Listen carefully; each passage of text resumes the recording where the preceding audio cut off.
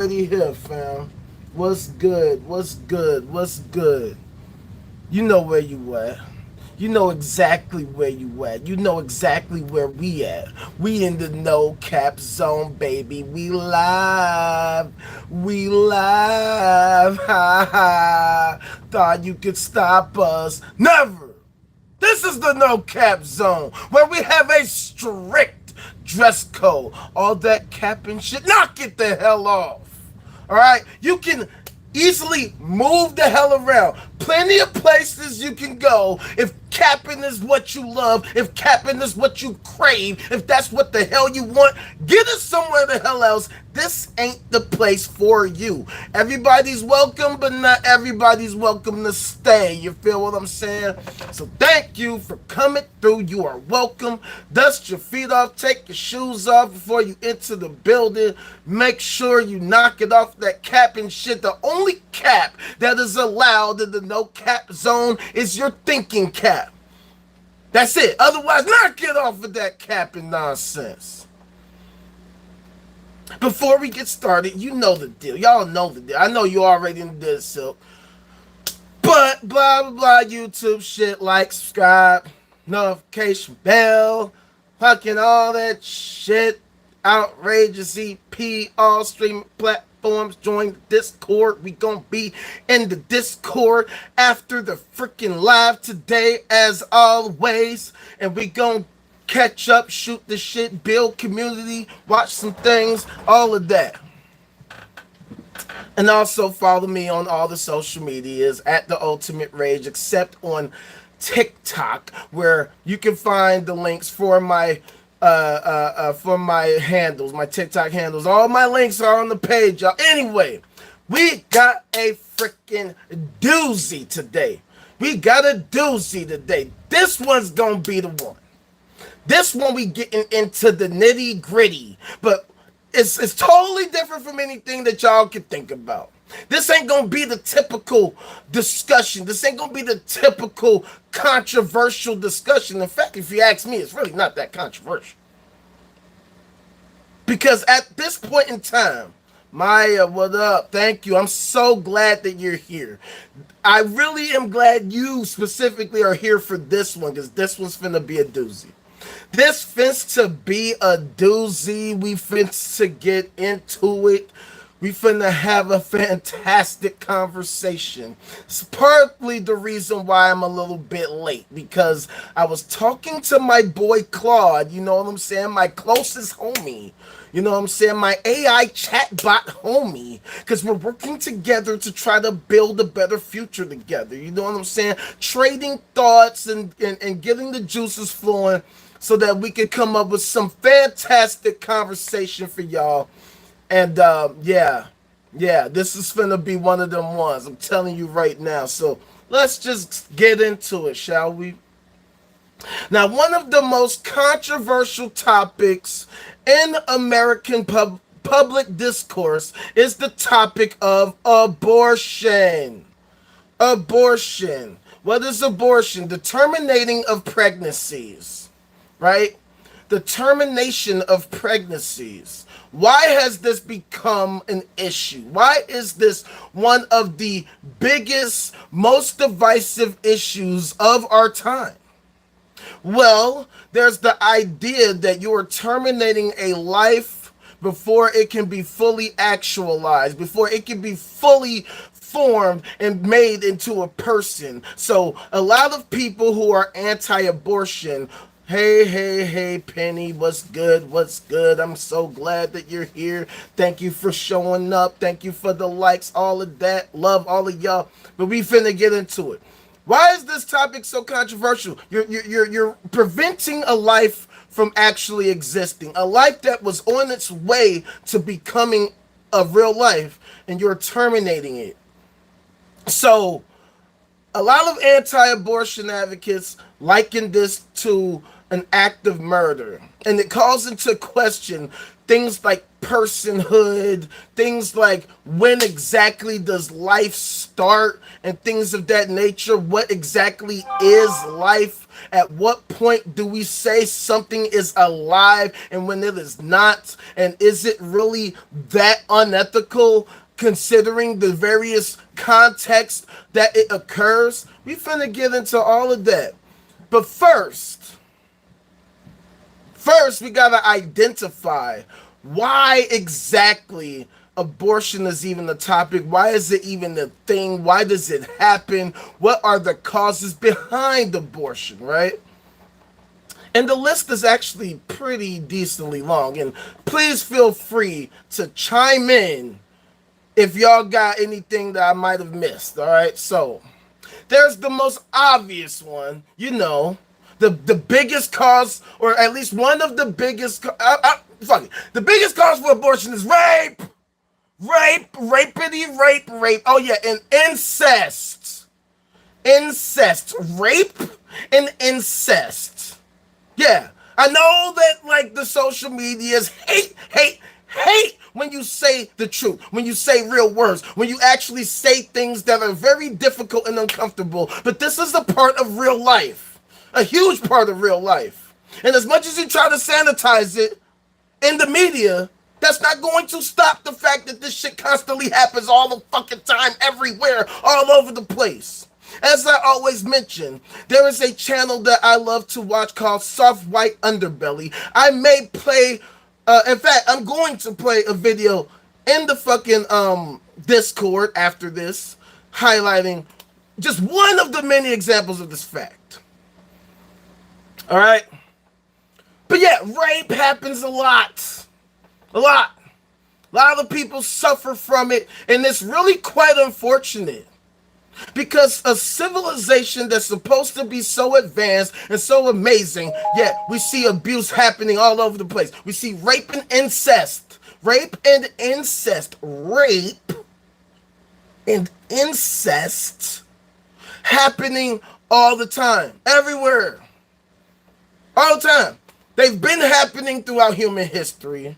They are currently happening today. In fact, there's probably somebody right now suffering from this very thing right now. So, if somebody gets impregnated by a family member, might influence them to say, you know what, yeah, we don't really want to allow that, child to be born because we don't want people to say things about us. It's bad enough that this is happening, but we don't want to let the cat out the bag or the child out the womb and let that child be, even this is my son and my daughter, my son and my grandson at the same time.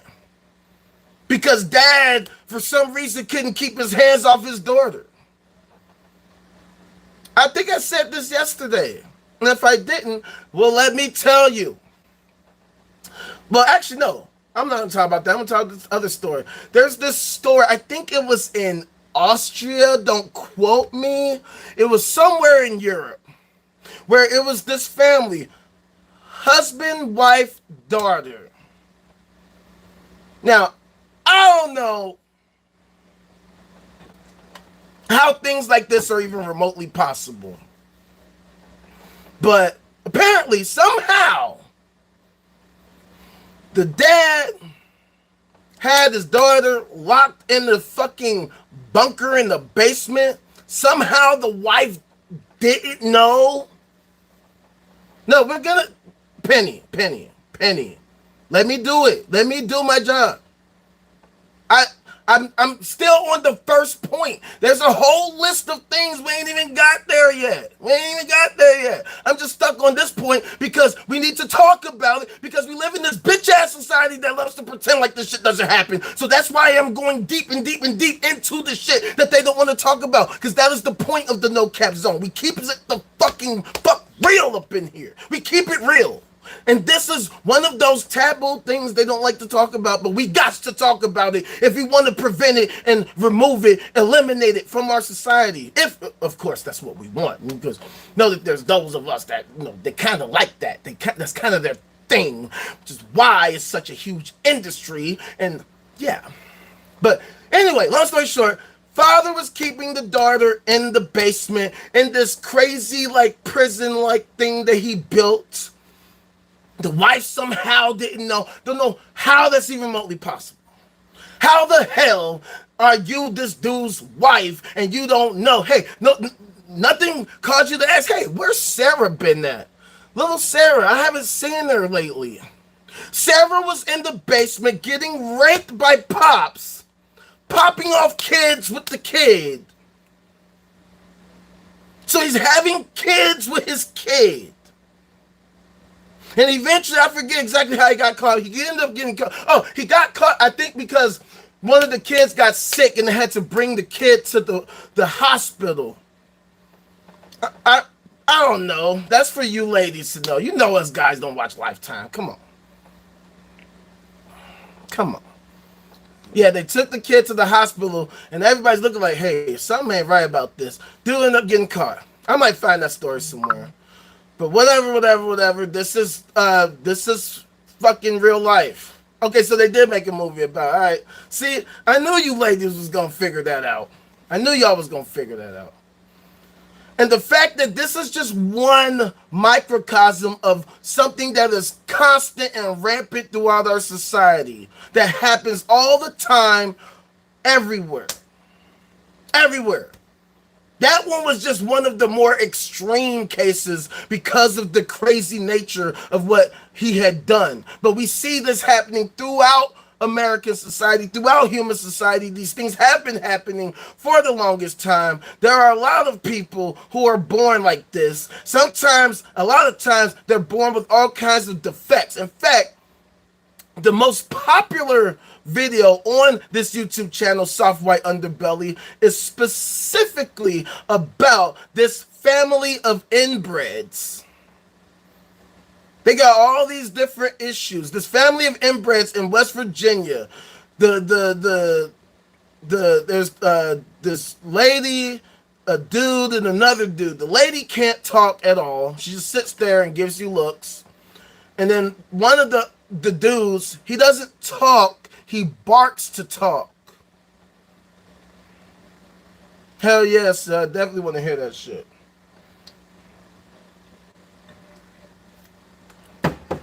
We see this type of shit happen all the time. But we love to pretend like it doesn't happen. It's this hyper-normalized society that we live in. But yeah, I know that was depressing. I stuck on that for what, 10 minutes? But yeah, but let's go on down the list as to other causes of abortion. You have accidental pregnancies, all the different kinds, not having proper education, sex education, not having access to contraceptives, celebrities or politicians having affairs and what have you. Then you got the lack of resources, education, and the support systems to properly raise a child. I already mentioned contraception.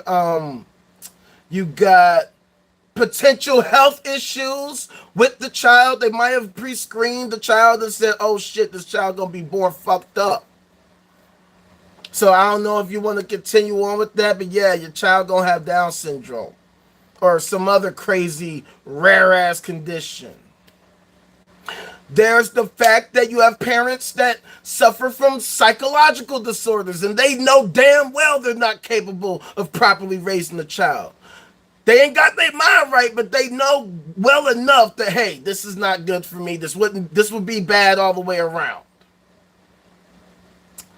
You got simply personal choice. Some people just don't want kids. They just don't want kids. They're like, you know what? I don't want kids. As Penny so eloquently noted, you got all these other factors, you know what I'm saying? The economics, people who, we broke. Even though I have the desire to raise a child with love and care, I'm broke as fuck. I can't get a job, and it's gonna be a difficult time raising this child, and I don't want to bring a child up in the struggle. Because who knows what can happen. They can end up in foster care or some shit if I fuck around or fuck up and get fucked up or whatever the case may be. The societal factors. I might live in a terrible neighborhood and I feel like, yo, I'm stuck and I can't break the fuck out. No, that's connected to the last one. Some people are super duper ambitious. They have careers and they're so focused on their careers or their ambitions. I want to be a rapper. I want to be a singer, a dancer. I want to be a CEO of a major Fortune 500 company. I want to be a whatever. I want to be a doctor, a nurse, a lawyer, or blah, blah, blah, blah, blah. And I just ain't got the time or the desire to focus on that when I'm so locked in on this. I will be a doctor if hell comes to whatever, right? You got those things. You got issues with age. Age. Some people, babies having babies. Babies having babies. Some people are so young that it's like, you know what? Like, I'm too young. I'm 13. How am I going to be a parent at 13? Even though I have a cousin who had her daughter, her first daughter at age 13. Shout out to Cuzzo.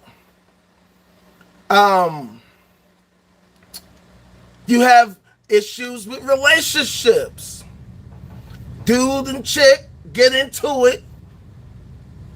Sometimes the woman can be like, you know what? Well, fuck this dude. I don't want to have a kid with this dude. I'm going to go and just get that taken care of. Yeah. Life is crazy. I know. Life is crazy. Chicago shit. You want to know nothing about that, fam. Then there's, different cultural or societal pressures or familial pressures. Family saying, my bad. Family saying like, hey, you got to get rid of that kid, fam. We can't handle this shit. We ain't ready for this. You got to go ahead and take care of that. Why do we have to identify these things? And let me know if I missed anything. Y'all got anything to chime in? Feel free to do that. But that's the list that I came up with thus far. Sometimes people do it out of spite.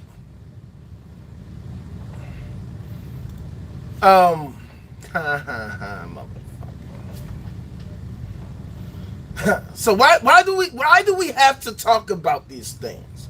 Why do we have to talk about the rape and incest and the health issues and the familial issues and all these different things? Well, if we are a society that aims to advance along the Kardashev scale, we should be having real conversations about these topics if we want to mitigate abortion or just in general help improve society.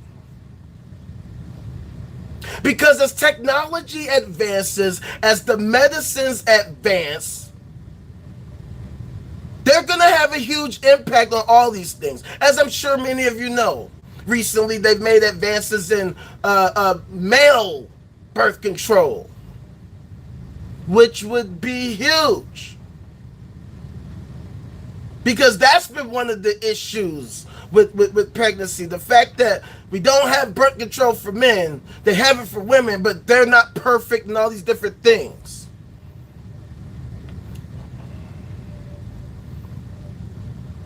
Yeah, it is. And not just women's health, but even women's health, differing between the races and ethnicities and whatnot. There's still so much about the human body that we have yet to learn and discover, not to mention in terms of medicines and treatment methods and all those different things. And that's all including the societal issues that we still face in terms of all the things that we have just noted that have a cause of abortions. You feel what I'm saying? So that's why we have to talk about these things and the potential solutions, what we think are solutions. Why is that a thing? Well, because as many of you know, I am an atheist and an anti-theist. Not to mention a futurist, a transhumanist, and an extropist. Right? I'm a person who cares about the future. If we're going to move into the future, if we're going to choose to advance as a society, then we have to be practical in terms of how we go about mitigating things. We have to be practical in terms of how we move forward. And the reason why I mentioned being an atheist is because there is a huge contingent of theists who tend to be anti-abortion completely. Now, here's my thing. On one level, I get it. Like, I'm not somebody who's just pro-abortion. I'm pro-choice, right? That's me. I am pro-choice. I believe in allowing the woman to have the decision because it's her decision, it's her body. If you have a problem with that, then move the fuck around. But here's the issue. The real issue is that these people who are anti-abortion, first of all, for the most part, their position, let's just cut the shit. These people tend to be Christian. And they believe that their Father God has demonstrated or has declared that abortion is wrong because it is killing the fetus. Okay?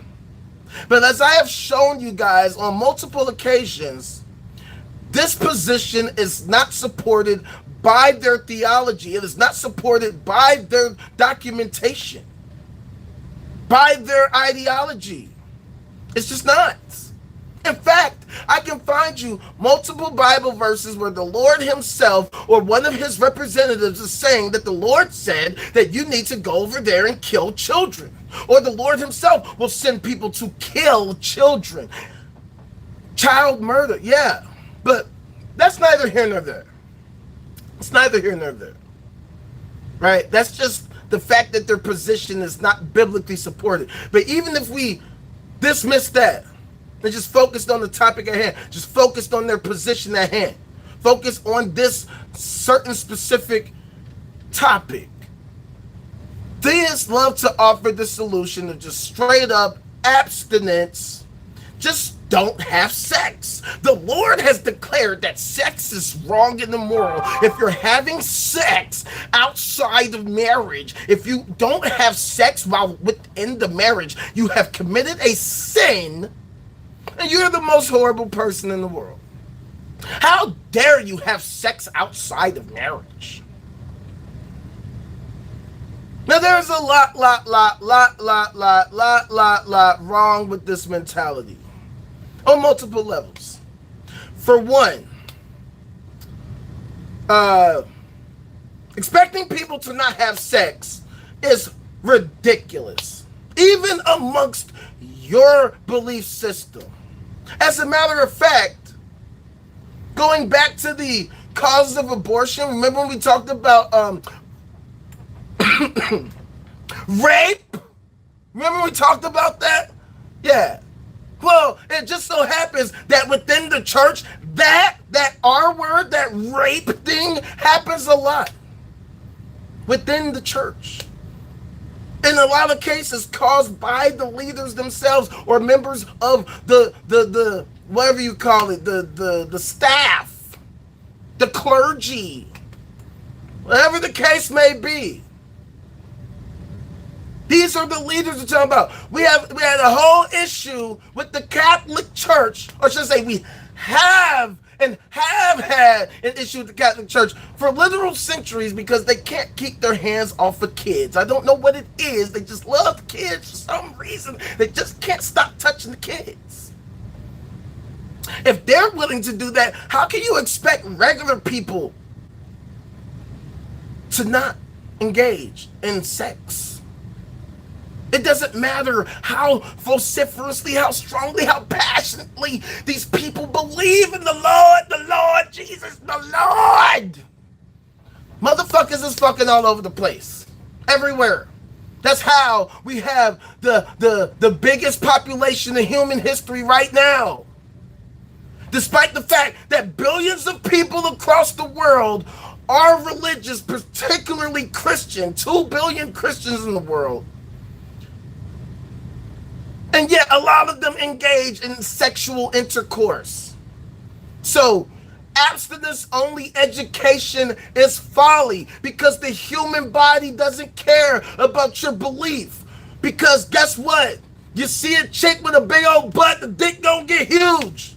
The chick see the dude with the tattoos and he's got a cut up frame, she gonna get wet. I know, it's crazy to say it and to say it like that. I'm so fucking goddamn graphic.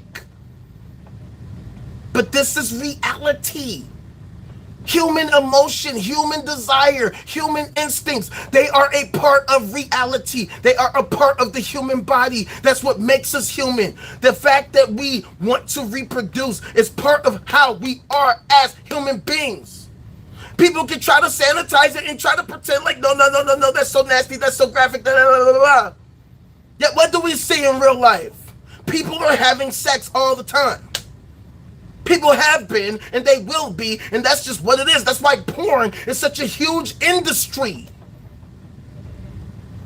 Because regardless of what people say, it is baked into our DNA to reproduce, to want to reproduce, to love to reproduce, to desire to reproduce.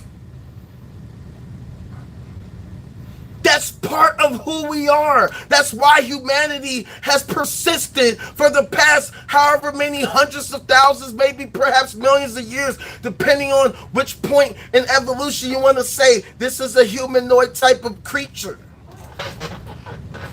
We fuck. That's what we do. We fuck. That's what we do. Exactly. It is our nature.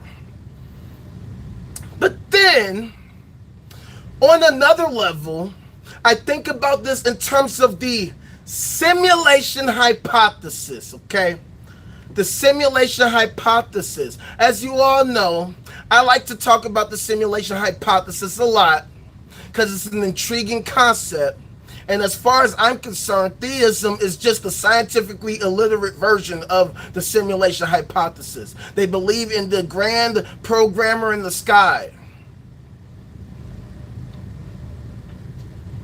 I agree, Silk. I agree.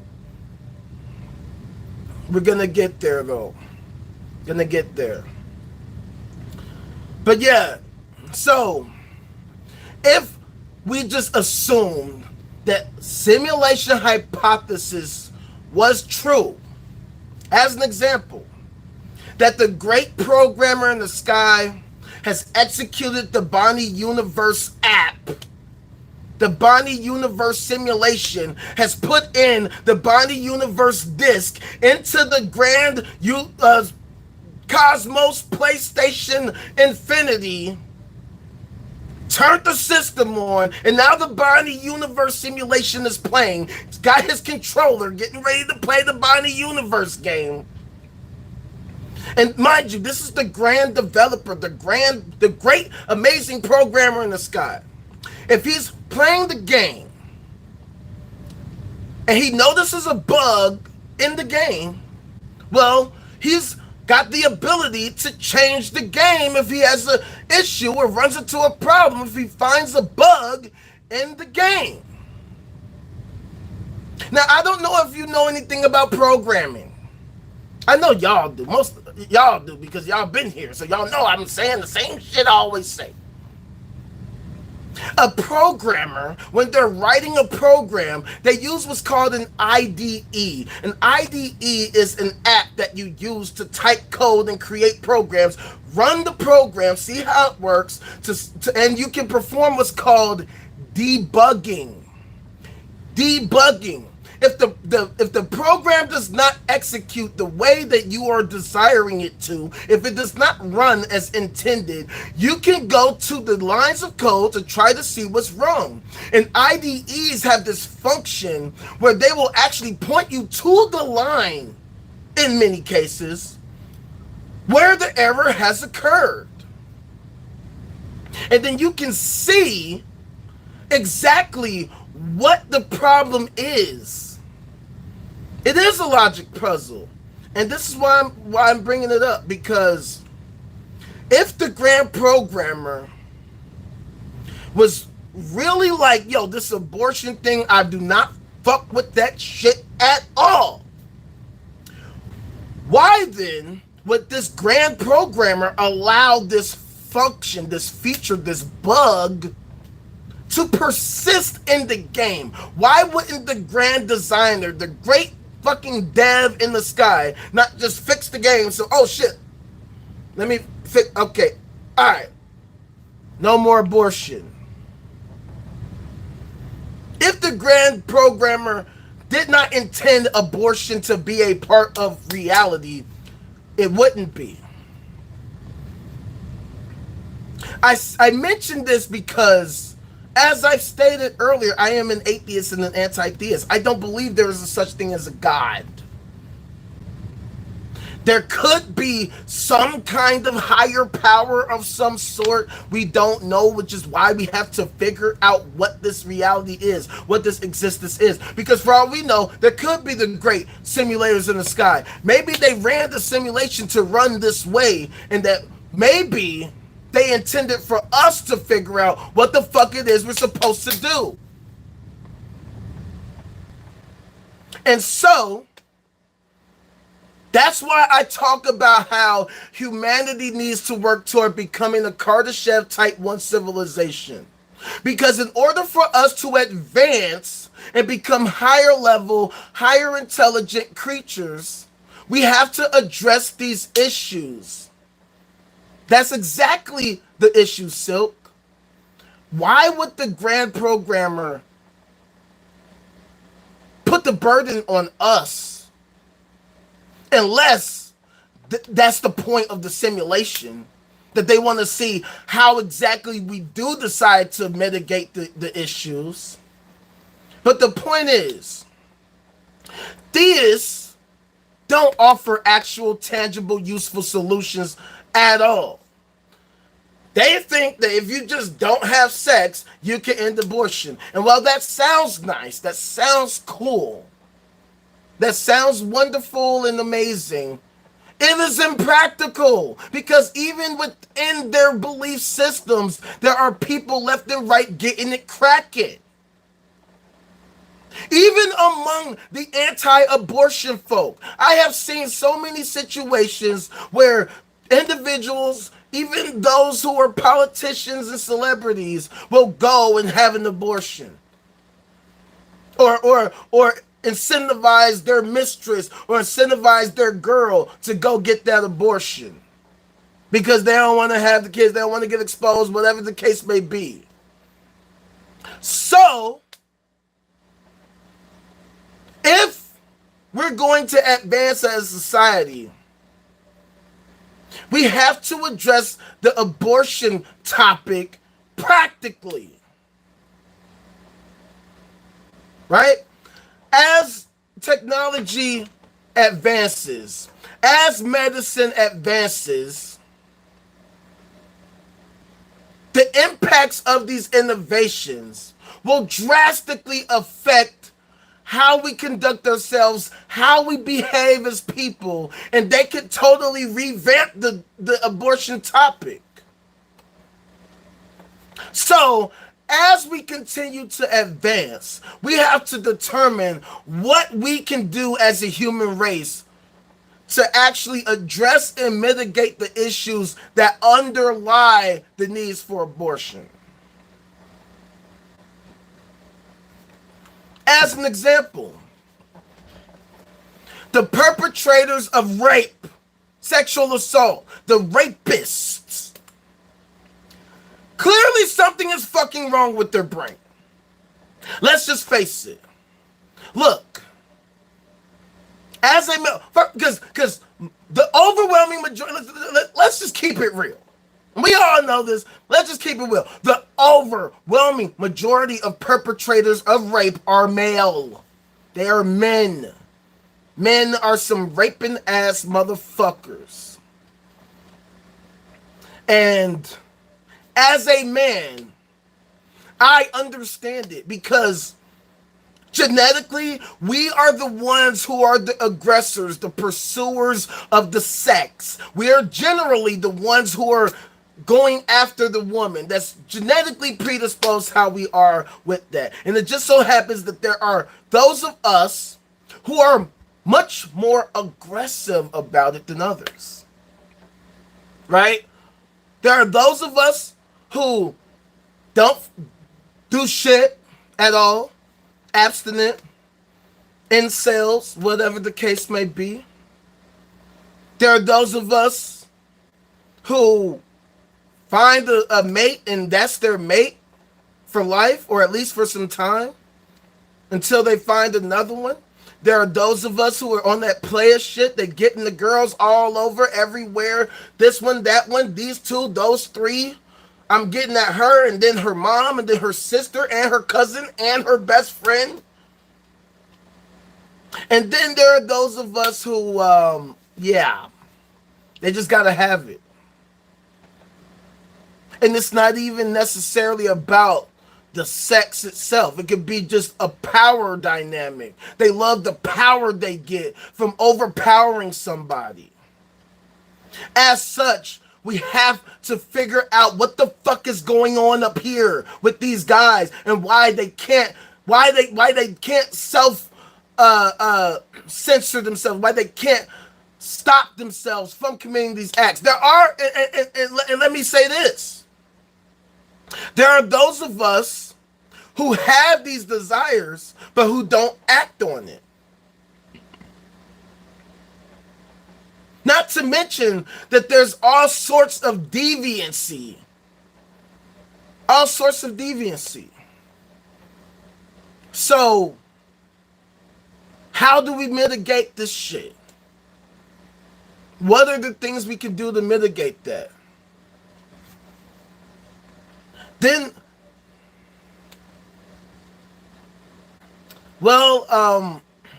Penny, there's how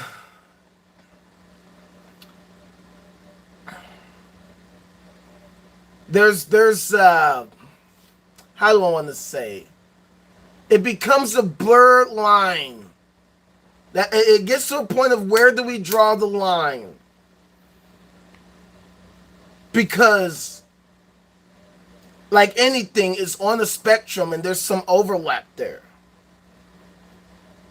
There's some overlap. And it's also on a case-by-case basis, right?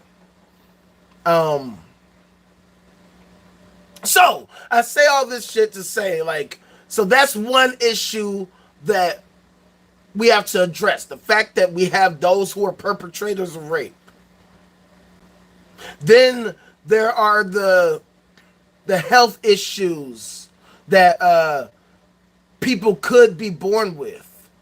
Like I said earlier, sometimes we do pre-screenings and find that this child may be born or will be born with some kind of health issue, some kind of birth defect, some kind of genetic or psychological disorder.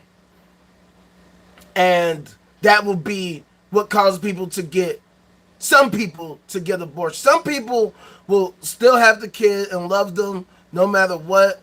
I showed Silk and them the other day, this one channel I watched of these kids that are either born with these crazy conditions or that get injured and get deformed or whatever. Like there's this kid that got, disfigured from getting mauled by dogs.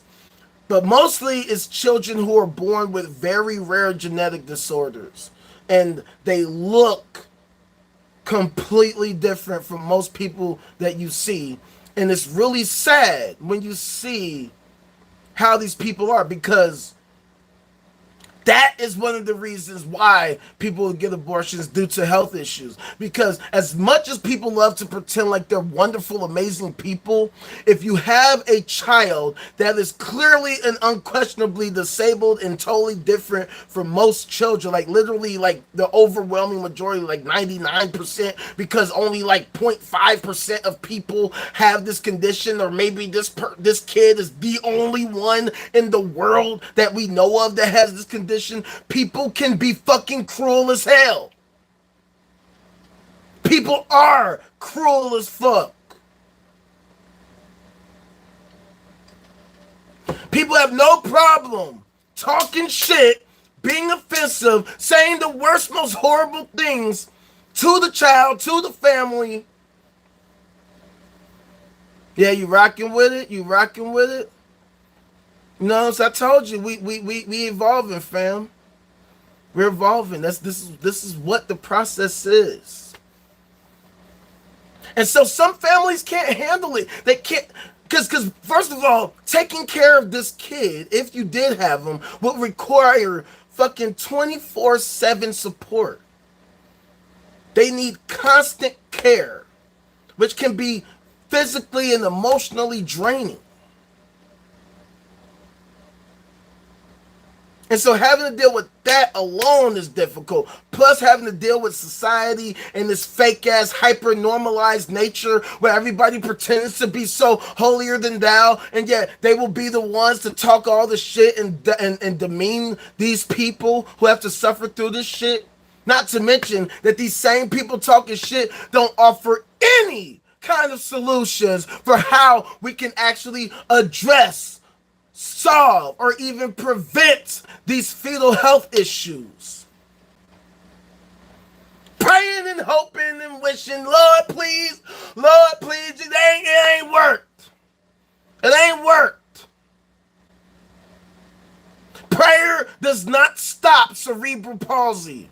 Sorry, you've only had thousands of fucking years to demonstrate that you could. You can't. Sorry, Theus, you failed.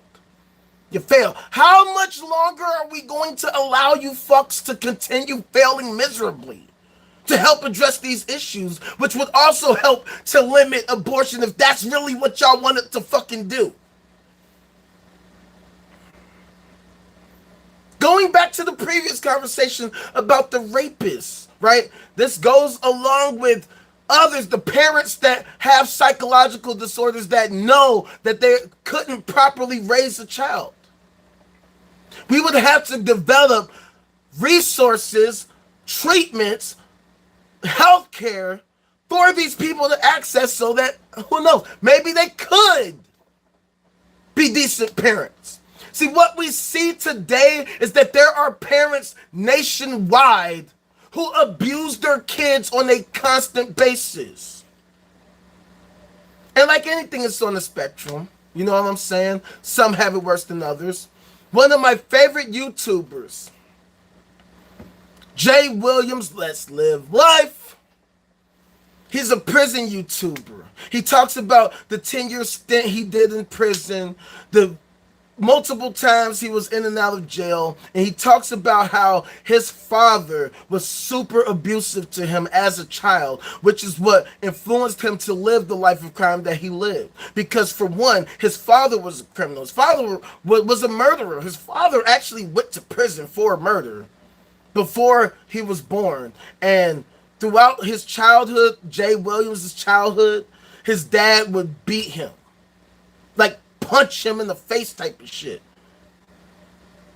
And Jay would talk about how if his younger siblings got in trouble because he was the oldest, if his younger siblings got in trouble, he would take the heat for them. And so because the home was not a happy place, he spent as much time as he could out and about, out in the streets. They moved around a lot. He didn't get the care and love that he wanted from his father.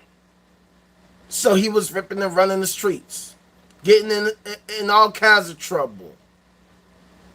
And that's one of the reasons why we see people out and about dealing with all kinds of traumas and disorders and mayhem, right?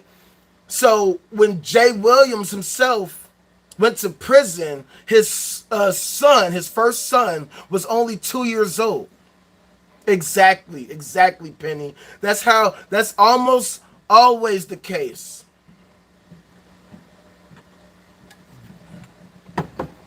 I've told my guys in the Discord about this one loser I know. I'm just gonna leave it at that. But let's just say, well, no, I'm not going to leave it at that. Let's just say that this loser that I know doesn't have the most, how do I want to say, above board relationship with animals, if you know what I mean. Doesn't have a normal relationship with animals. And that's kind of one of the reasons, Penny, when you said difference between kink and creep, some overlap there. But I mentioned this weirdo because this weirdo was also abused.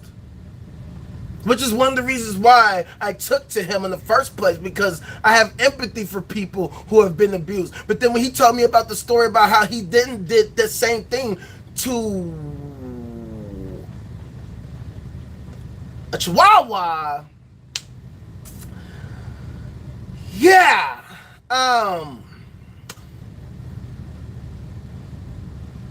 yeah, that was fucked up. Yeah. But at the same time, see, this is what I'm saying. It's very easy. You see people all the time. Oh my God, these people are the worst of the worst, and you need to castrate them, and you need to, get them in prison. And I hope Big Bubba goes at them and does X, Y, Z, A, B, C. But as I said, like you said, hurt people. And I saw a statistic that said that 40% of assaults to kids occur by other kids.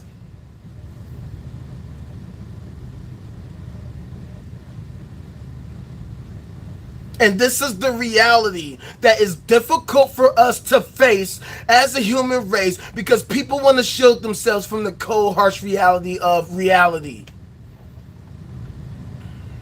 And so, by having mental health care, having serious mental health care systems, maybe we can help people address these issues, address these deviancies, maybe help them get their fucking minds right. Particularly as medicine advances. Then there's the issue of socioeconomic conditions. Exactly. We definitely need accessible health. That's why we're doing socioeconomic conditions. We have a political system that is corrupt as fuck. We have a nation that has become a hyper-capitalist, plutocratic, oligarchical, conquistocratic, kleptocratic, gerontocratic, theocratic, techno-feudalist corporatocracy. A nation that's run by a small group of rich old fucks that don't know what the hell they're talking about, using technology to control the flow of information so that they can take from us and give to the rich, the banks, and the corporations, because fuck the rest of us. The reason why this is important is because of the fact that we have these issues, as Penny said, the fact that we are supposed to be the greatest nation, a first world nation, and yet we still don't have public health care for everybody. And that is one of the big reasons why people will have abortions, because they can't literally afford to have kids. Especially if you have a kid that is born with deformities, defects, or whatever. Because it's bad enough dealing with that even if you're financially well off. But if you're not, and you're living in a neighborhood that's not the safest, that doesn't have the greatest quality of life, and you're not in the best situation to help care for this kid, that makes it difficult to want to raise a child. Even if they don't have a deformity. Just raising a child in poverty is not necessarily the best thing in the world, which is why a lot of people in low-income neighborhoods will be the ones to go and get abortions more often than those that are living in well-to-do societies, well-to-do neighborhoods.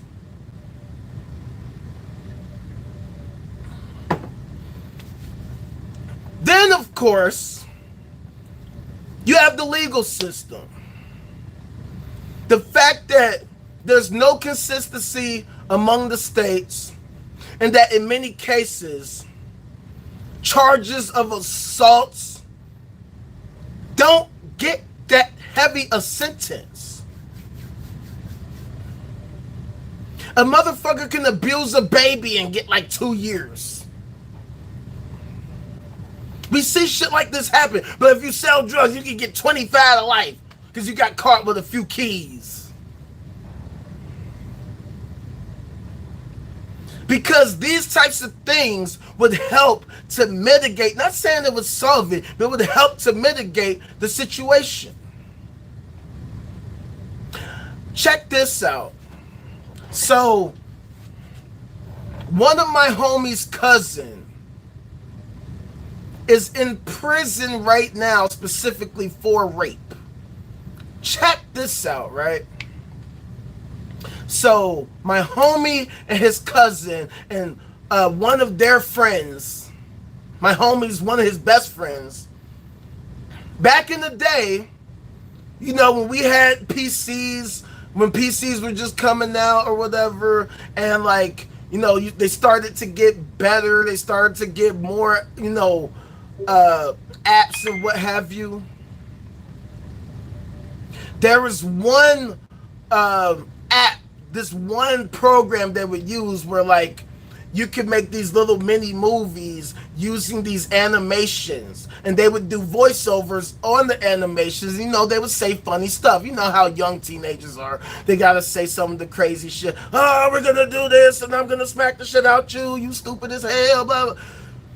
So the cousin, my homie's cousin, would always make these jokes about rape. We'll always talk about rape. Oh, I'm gonna do this and I'm gonna do that. I'm gonna rape you. And these and so my homie and his homie, after that, they would be like, yo, Joe is really like talking a little too much about that rape shit. Like a little too like in a weird like he's going a little extra with the shit. So then one day, now check this out. This is the crazy part.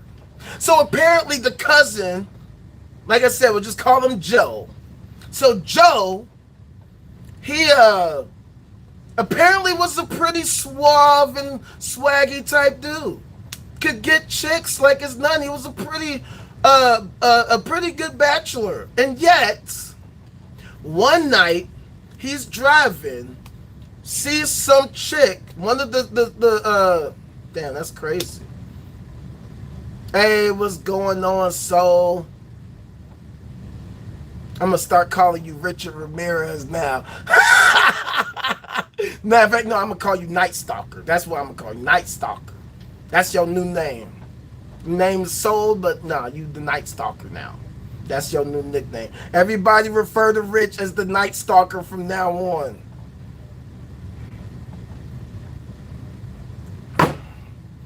I'm just playing, bro.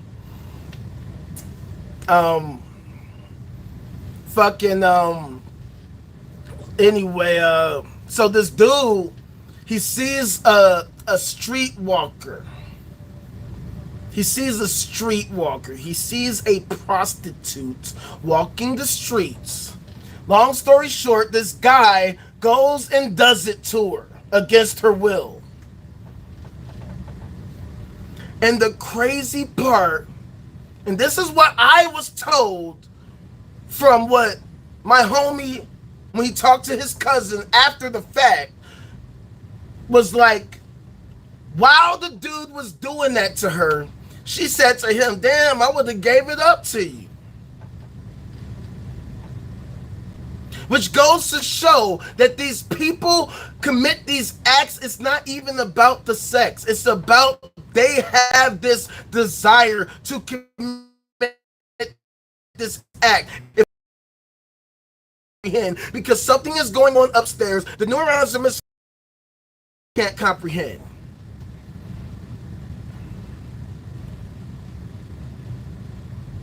So now he's doing the big stretch. But like I said, this isn't consistent among the states and what have you. Then, as y'all have noted earlier, we need to start having more discussions, more social programs that influence people and help people with family planning. See, we think that people should just know what to do. We think that people should just be able to raise kids and then just figure it out on their own. But if we're going to be a community, if we're going to be a civilized society, we should be working towards helping each other, helping to educate each other, helping to support one another by providing resources and programs that help those that need it. That's exactly it, Penny. And that's one of the reasons why I tie what I'm talking about to the simulation hypothesis. It would really be nice if we had a strategy guide, if we had a freaking FAQ, or if we had a freaking walkthrough, if we had a fucking game manual of the simulation of reality, the simulation of life. If the grand fucking program in the sky gave us a real manual, because I don't think that these biblical texts, that these religious texts are really sufficient. Hit that like. Hit the like button. Thank you. Thank you. And see, that's the whole thing though. But see, with us becoming more of an advanced civilization, we should be able to develop. We should be able to develop a manual that we can use to help each other. Right? What's the point of having an education system if we're not educating people on how they should raise a family properly? What the hell is the point of having a family if you're just going to do a shit job? There are countless people out here fucked up because they didn't get the support that they need. And we live in a fucking individualistic society that is so antisocial that they really expect you to be able to do it yourself with no help. Even though a lot of those motherfuckers got all the help in the fucking world. But see, that's by design. It's by design. As you all know, there are so many different entities that benefit from the chaos that comes from people being born into families where they get no love, or born into situations where they're fucked over, where they have to be given up for adoption, and then they get into some adoptive family where they get fucked over, or whatever the case may be. As I've told y'all before, there's this show called Upload on fucking Amazon Prime. Basically about a guy who dies and gets uploaded to the cloud, the heaven app, if you will. And his girl joins him in the cloud at one point. Or should I say she will visit him in the cloud. And so her whole thing is she wanted to have a kid so bad with this dude. I don't know what it is about this dude that she loves so much, but she just loved this dude. Crazy.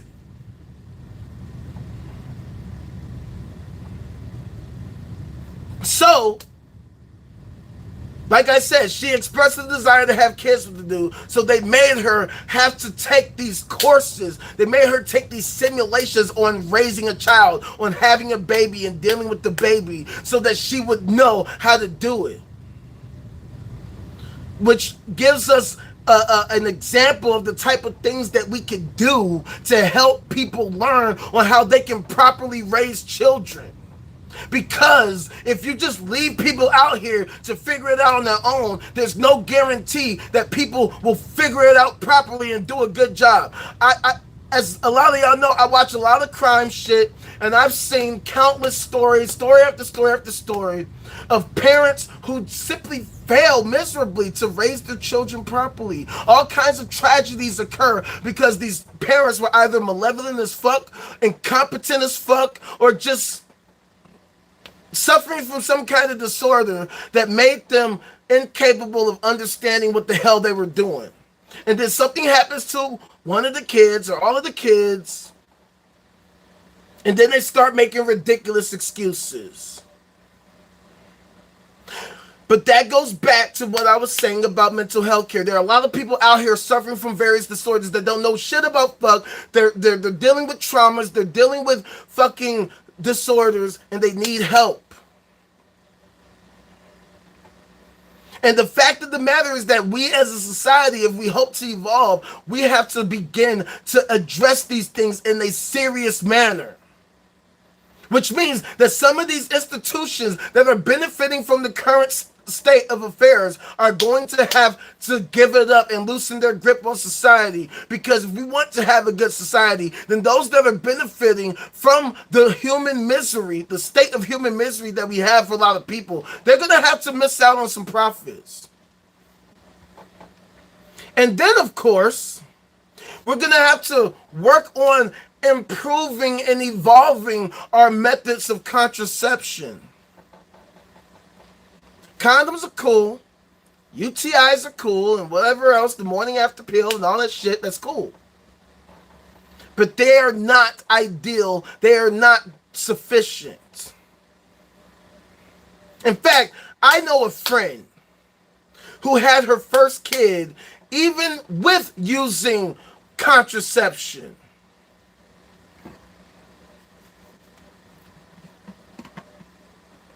They don't work 100% of the time. And not only that, some people have the type of genes where they can just fucking make it happen better than others.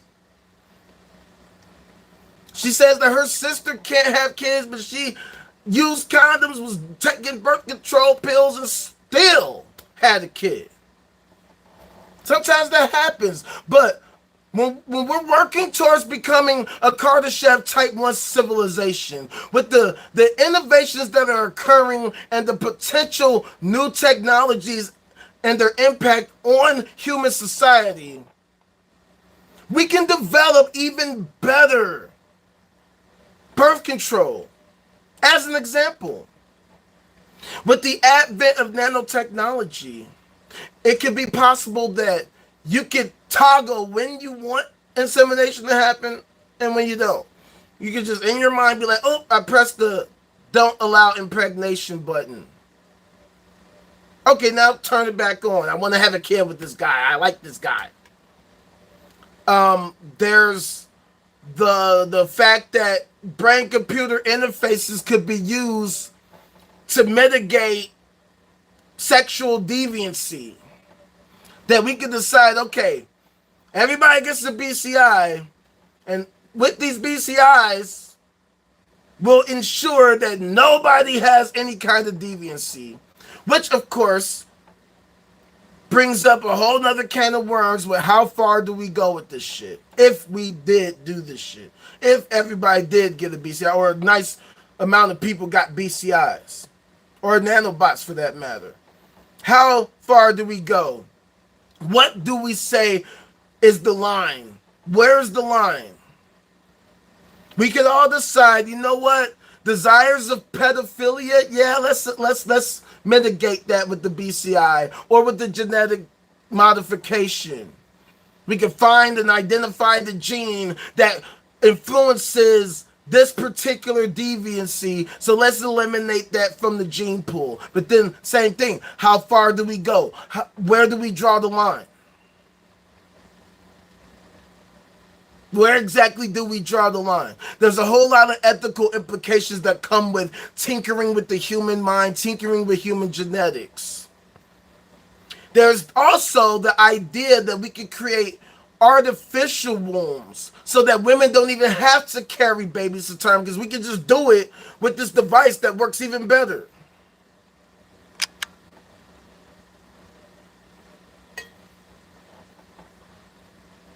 So there's all these different ways that we could mitigate the underlying causes of abortion that can significantly reduce even the need for abortion to exist.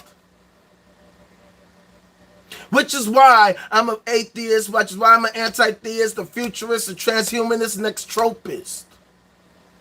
Because by actually focusing on practical solutions to these underlying causes that influence people's desires to perform and receive abortions, We can effectively eliminate abortions, eliminate the need for abortions.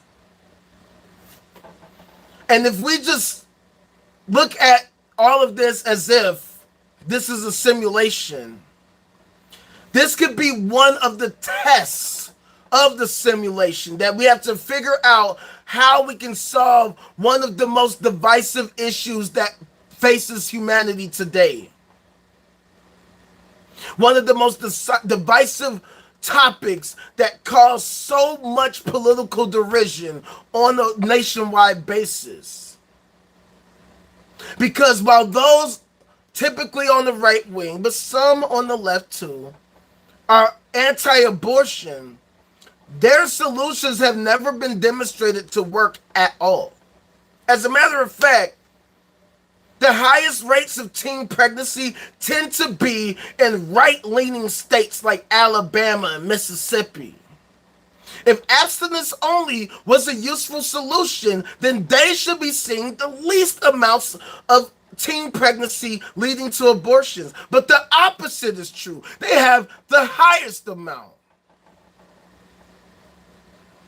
Which means they don't know what the hell they're talking about.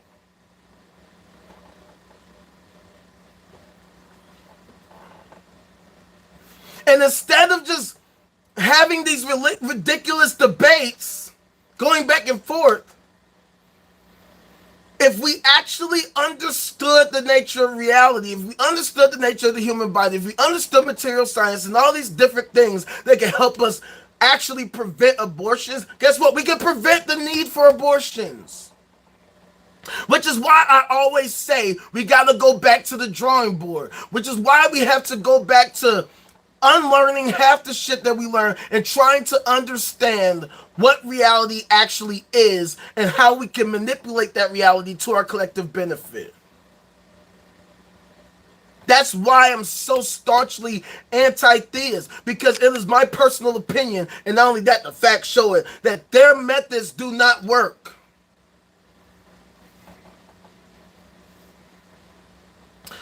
Silk, I didn't want to say it, but you said it. I ain't say it. You said it. You said it, and that's exactly the type of issues that we have. That right there. That right there.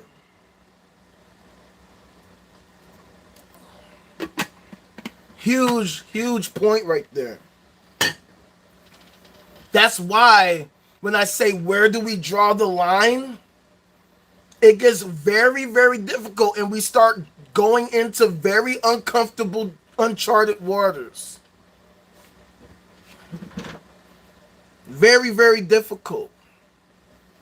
Because on one hand, I've seen 13, 14-year-olds that look like they're 19, 20, 21. Conversely, I've seen people who are 19, 20, 21 that look like they're fucking children.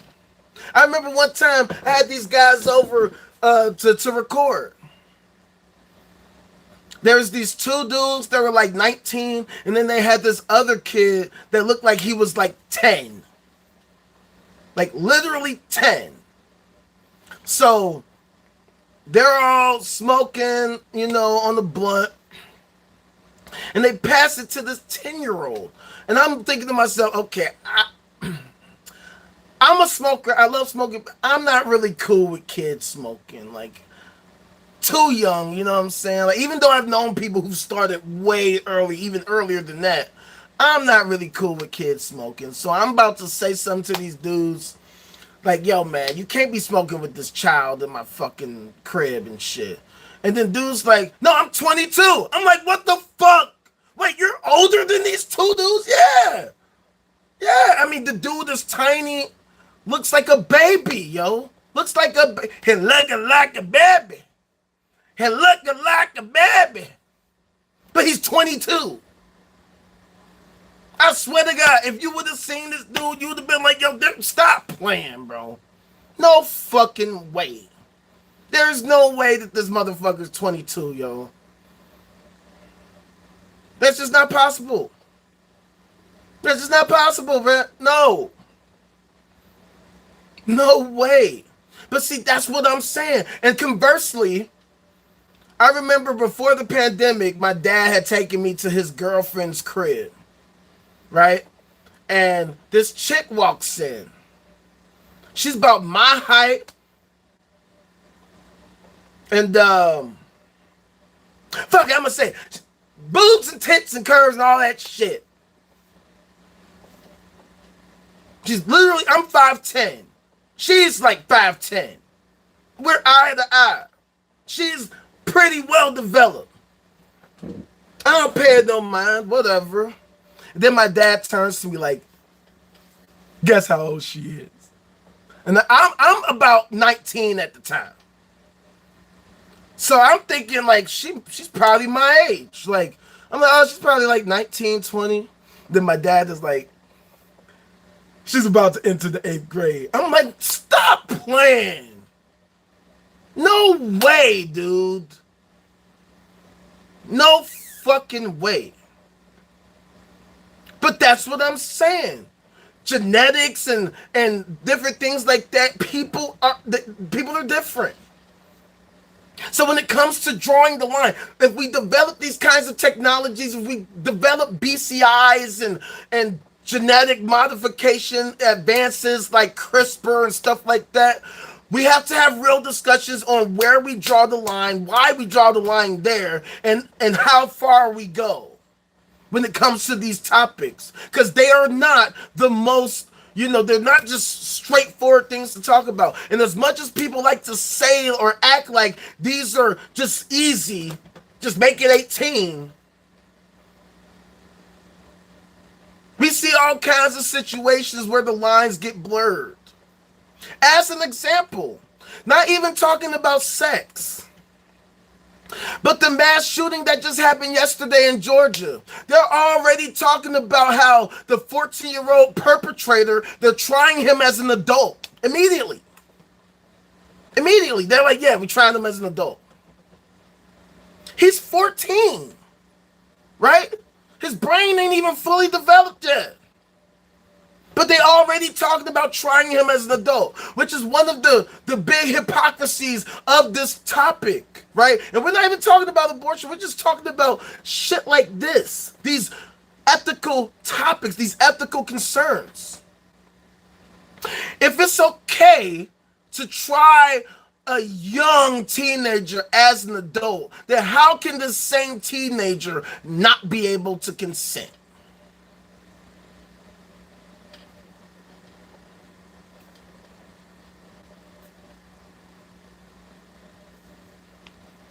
It's all good, man. These are the type of topics that we have to talk about, because when these new technologies come out, when these new innovations come out, we're going to have real serious discussions about how we implement them, how we go about disseminating them, how we allow the fucking industries to develop, or whatever the case may be. Because so many people are reactionary, so many people like to stay in their fucking comfort zones. They don't want to have the tough conversations because they are tough. They're not the easiest. They're not the easiest conversations to have. A lot of people get uncomfortable because they are difficult conversations. But if we want to advance, we have to have them. We have to have them. Because we're talking about privacy, issues of privacy, issues of personal preferences and what have you. Especially with mental disorders as well. Agency, all of that. Because knowing humanity, we're not all going to agree on the same shit. Even with all the information, even with all the technologies, there are going to be those of us who, no, they like what they're into. They like their deviancy. They don't want that deviancy to change. They will fight to the nail. And not only that, a lot of these people are in high positions of power. Some of these people are celebrities. Some of these people are politicians and what have you. Which could explain why we see different municipalities and states where they have lenient laws concerning sexual assault and what have you. Which is why you see people like Jeffrey Epstein with his private island and all these different high-ranking officials and all these huge celebrities that were on his list. Because some of those fools love the deviancy. Which is why we see a lot of sex trafficking happening all the time.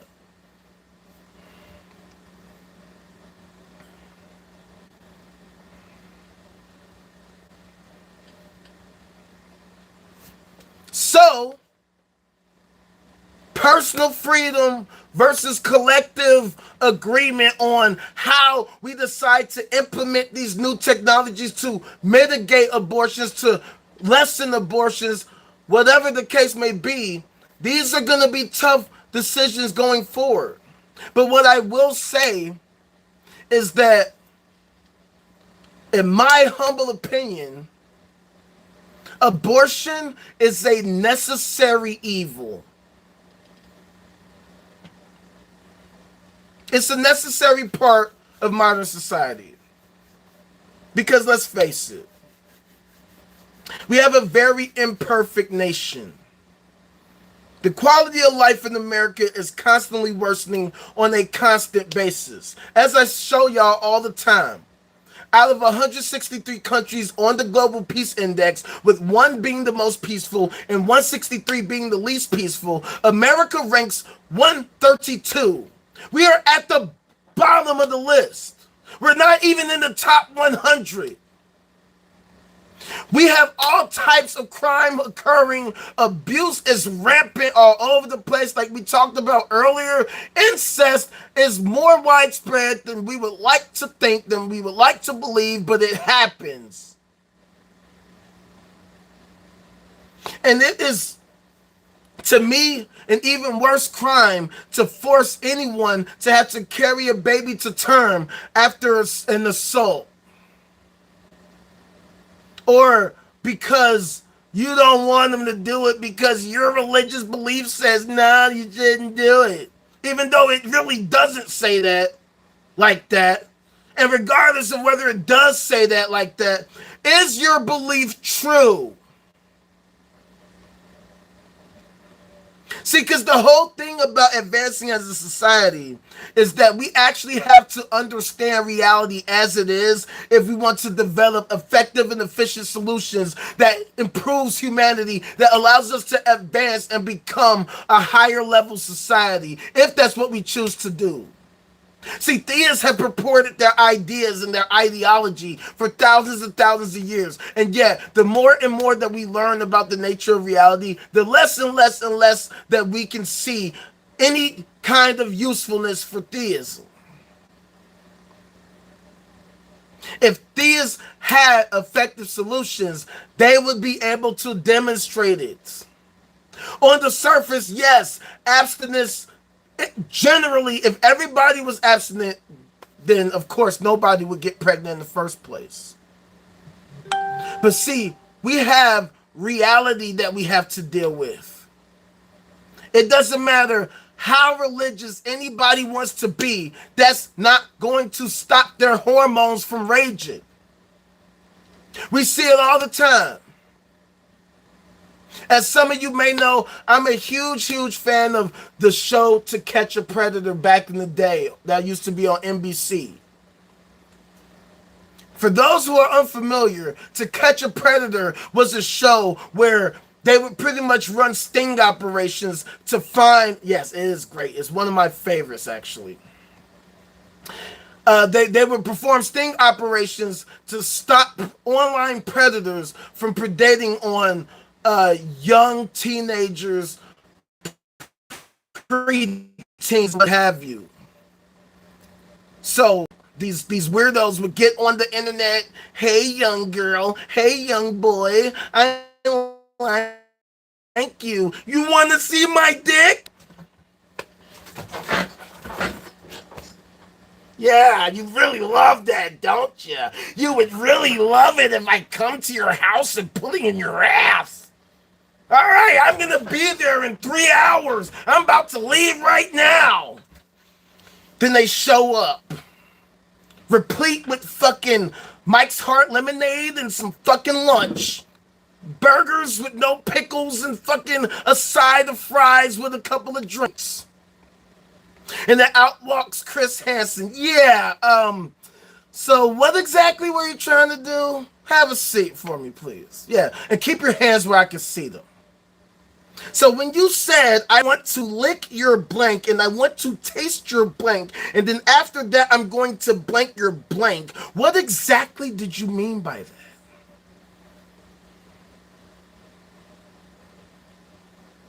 And so the whole point of this is that it was an example of a deterrent for this type of behavior. Because when they started getting into their groove, it got to a point where you would see people start to make dates, but then they would like stop. They would abandon it because they feared that it might be an NBC operation. There might be a sting operation. Right? So it just highlights the fact that as these technologies advance, it actually opens the door for more of these people to start behaving in these ways.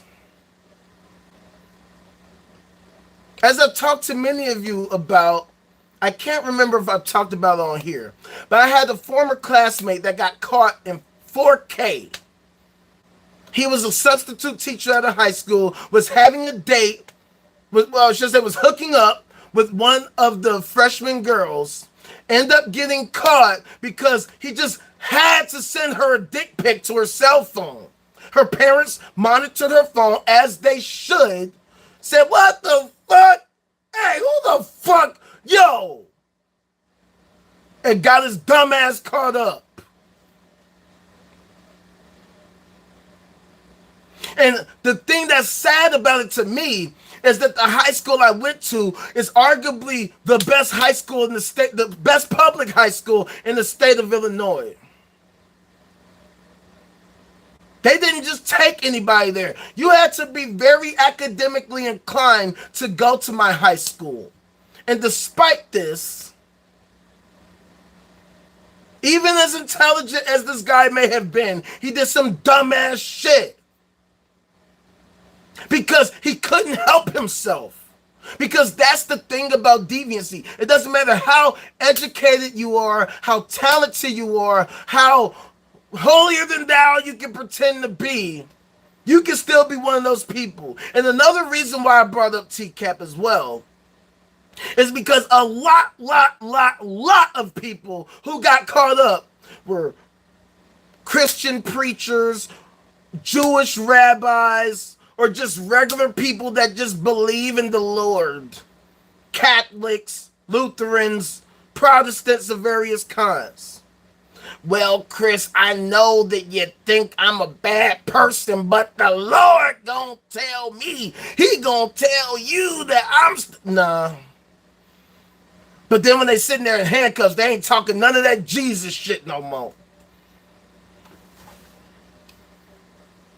It does not matter what these people believe. It doesn't matter how strongly that they believe it and they assert it. In fact, in my opinion, those are the type of people you got to watch. The people who get super duper uber fucking holier than thou. Yeah, exactly. I'm a God-fearing man. I love the Lord. In fact, there was one guy who got caught up. He was this shorter guy. This guy had allegedly did something to a family member. Got caught for that. Had allegedly got caught before for meeting or trying to meet up with a young girl. Now he's getting caught up in this thing. Right? So Chris comes out, does his usual, questioning of the dude. So the staff go and check the dude's car because, they're at the point where everybody's getting arrested. They notice that this dude has this black bag in his car. And so they come up to Chris and inform him of this, and so then he brings it right up to them. So, what's up with this black bag in your car? Because he will always ask if they brought something to try to, do their thing with these young whatevers, you know what I'm saying? And, because, they would bring alcohol, they'd bring illegal substances, or they bring food or whatever, and that was a way for them to show intent. So this guy, he's just like, oh, I ain't got nothing in my bag. I just got, regular stuff, my date timekeeper, my keys, my Bible. And Chris is like, oh, you got a Bible? He's like, yes. So you're a believer? Yes, I am. So why do you believe in? I mean, what basically the dude's talking about how he's such a Christian. Because he was a Catholic. He was like, yeah, I believe in God. And so then Chris asked him, so why didn't your belief in God inform you not to do some crazy shit like this? Well, see, I wasn't really trying to do that, right? I was just going to come through and I was just going to say, hey, and, I was going to give her some advice, maybe help her with her homework. You know what I'm saying? I'm just, I'm not trying to be on that. I wasn't even.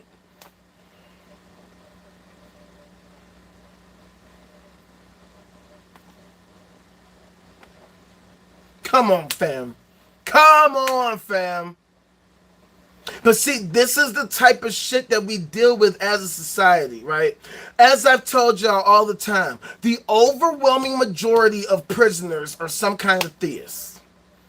Overwhelming majority of them are theists. We see theists get caught up in shit left and right. And this isn't to say that, atheists and non-believers never get caught and never commit fuck shit, because of course they do.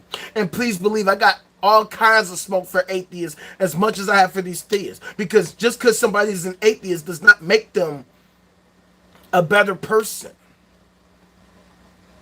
Exactly, Penny. They find theism while incarcerated. And a lot of times there's also nefarious purposes for that as well.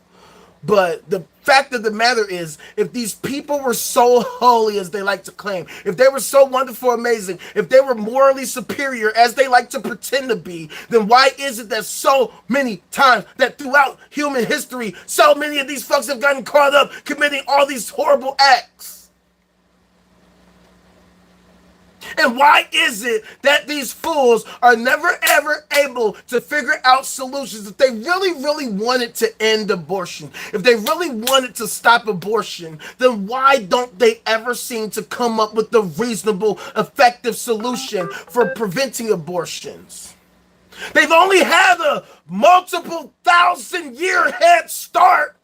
You mean to tell me with their belief in Jesus, they couldn't solve this shit 1,200 years ago, 279 years ago, 672 years ago, 6, 5, 4, 3, 3,001?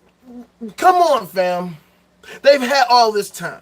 If their way worked, then why aren't we just the most shining beacon of society when the overwhelming majority of people subscribe to these ideologies?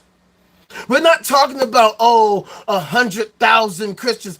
Billions, 2 billion Christians, 1 billion Muslims, and who knows how many billion Hindus and all these other religions that are out there, and though none of them seem to have any kind of effective and efficient solution of any kind.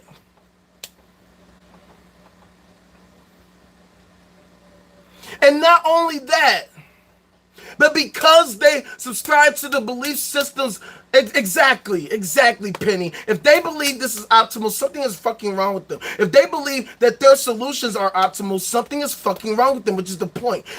The fact that they believe these things, that they believe in these sci-fi fantasies, is exactly the reason why we have to readdress how we go about doing things. Why we have to readdress going back to the drawing board in terms of understanding reality.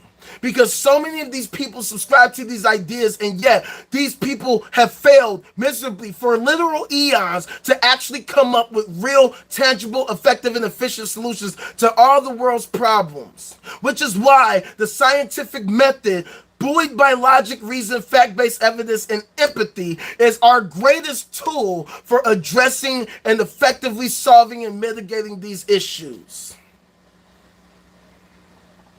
Because while these people love to believe that their supernatural fucking great granddaddy developer in the sky is informing them of these different things and telling them that this is the way we need to go about doing things, at the end of the day, they can't even demonstrate that such a thing exists.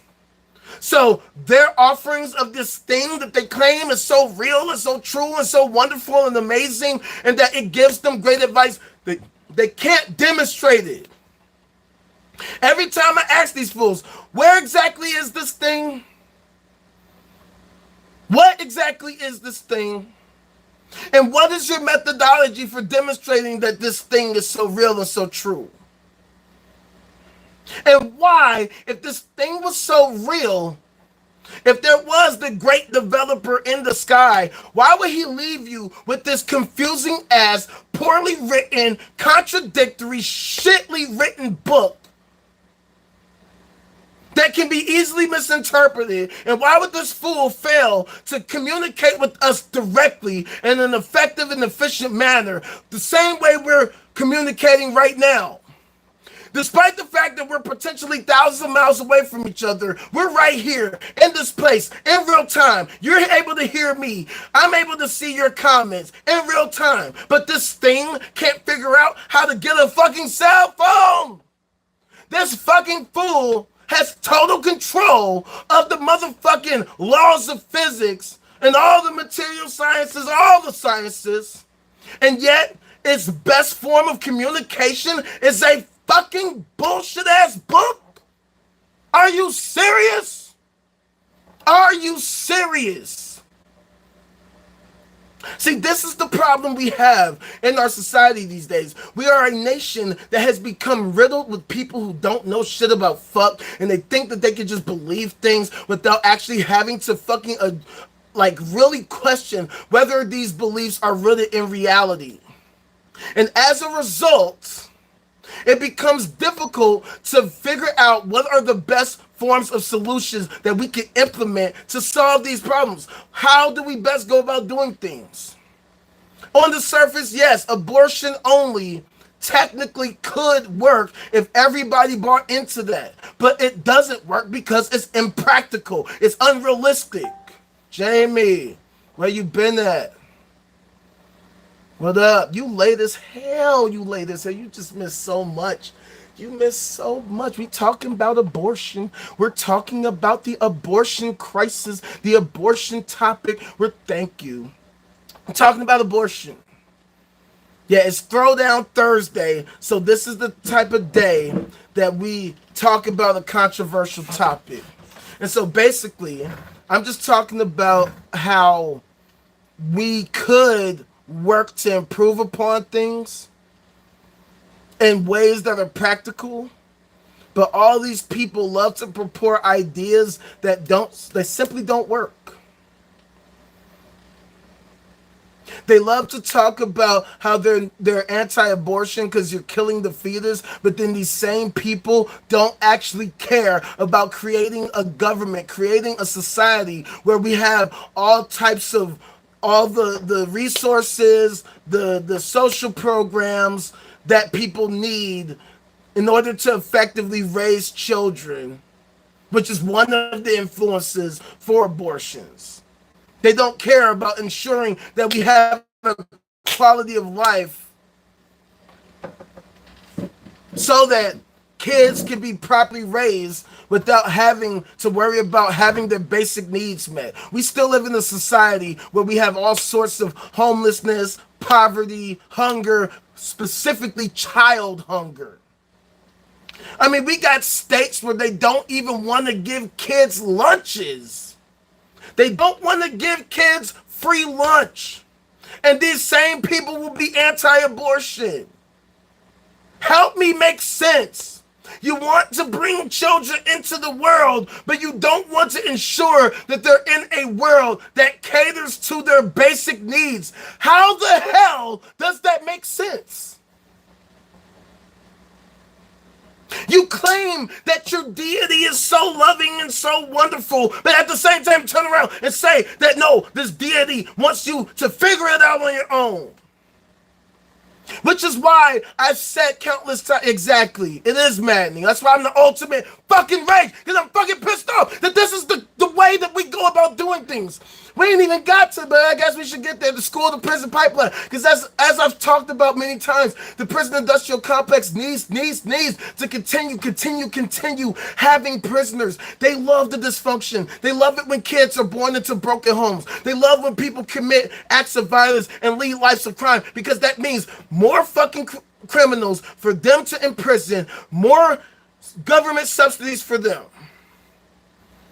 That improves their fucking stock market price, because a lot of private prisons are on the stock market. They have stocks. So it's financially fucking lucrative for them to ensure that we continue in this state of chaos and mayhem.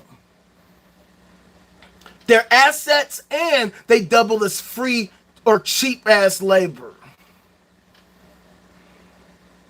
And that's one of the key issues of having this hyper-capitalist society, that we devalue human life. Even though they claim they care so much about abortion, nah. They just want to ensure that people are born so that they can ensure that these people will encounter broken homes, foster care systems that are fucked up, so that these people are out here fucked up, so that they commit crimes that get them locked up in prison.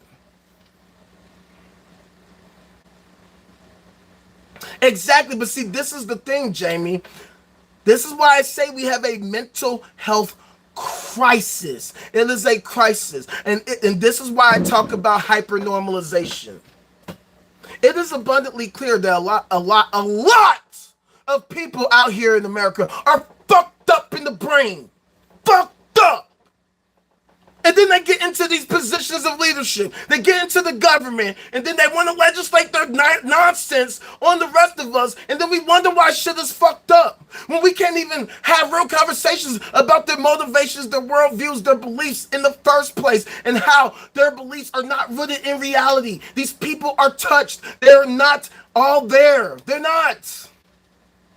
Their entire worldview is compromised by the sci-fi fantasy bullshit. But not only that, it's their own fanfic version, or their own personalized fanfic version. Because at the end of the day, they can't really demonstrate that there's this thing that says these things, that wants these things. And even in their own lore, it never says that it is strictly anti-abortion ever. They themselves are just anti-abortion. So that's why we gotta have these conversations, not just about the abortion issue in general, but about reality. That's why I always get on here and say, we gotta go back to the drawing board. We gotta start talking about what the hell is reality, so that we can actually establish a baseline for what reality actually is. It's bitter water, but it's deeper than that. The water gets deep. Yeah. But the waters get deep. These people are mentally fucked. That's why they're so open and so fervent with their nonsense. That's why they use social media to prevent us from even talking about these conversations in the first place, because even they know that they're full of shit. They know they're full of shit. They know they can't demonstrate a single thing that they're talking about, and yet they are so loud and obnoxious and purporting and asserting their bullshit. They always got to be blah, blah, blah, blah, blah. Jesus said this, the Lord said that. Jesus said this, the Lord said that. Yeah, when you ask them, okay, why don't you get them on the jack so that they can enter the chat so we can have a real conversation about this? Because maybe the Lord, maybe Jesus has a perspective that we never considered. Because at the end of the day, how is it that You have all these different denominations, and even among those, all these different subgroups and just individuals who have various different views and beliefs, and they can't seem to figure out how to get on the same page.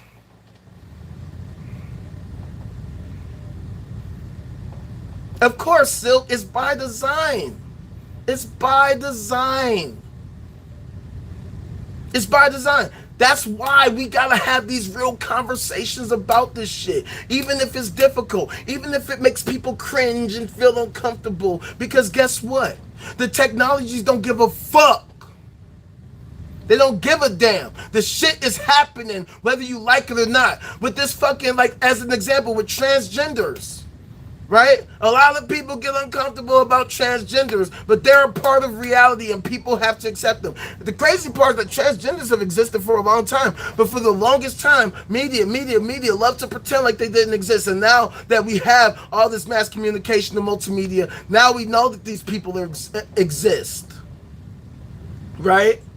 And I get why people think it's weird. Hell, I think to an extent it's a bit weird. I love being a man. Whew, that scared me. Whew, that scared me. Oh my God. I was like, no, they did not stop me. They didn't drop me, finally. Y'all still there? Let me know if y'all still there. And if you're here and you haven't already, hit that like button. We gonna be in the Discord after the live, as we always are. Okay, y'all are here. Yeah. In fact, Penny, it shouldn't even be a debate at this point. It shouldn't even be a debate. Alright, cool. Thank you. Because my shit was like, unable to connect. I was like, no, they did not just shut me down.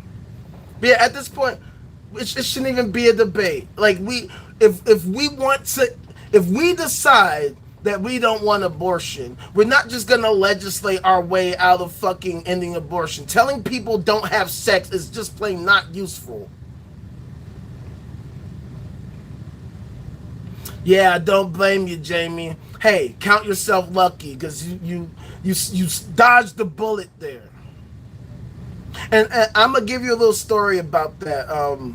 Nothing crazy like that, but I just remember one time, back when I was a Christian, I was in Sunday school, right? We were at the youth service because I was young.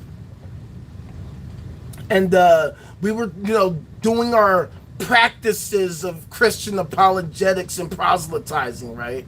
Trying to convince people to join us in the Lord, worshiping the Lord, right?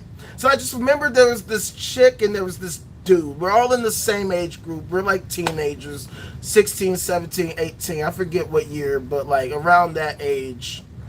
And so they're running the exercise of how we would proselytize and try to convince someone to join us in our worshiping of the Lord. So they were doing role play. The chick was acting as the Christian and the dude was acting like the non-Christian. And I remember she was trying to say, oh, hey, how you doing? Do you know and believe in the Lord Jesus Christ? That whole shit. And dude was just like, nah. All right, well, would you like to join us with the believing in the Lord Jesus? He was like, nah. Oh, well, why not? He just said, I don't feel like it. And she tried to do all these different things to try to convince him to join up with the Lord. And he's just like, I don't feel like it.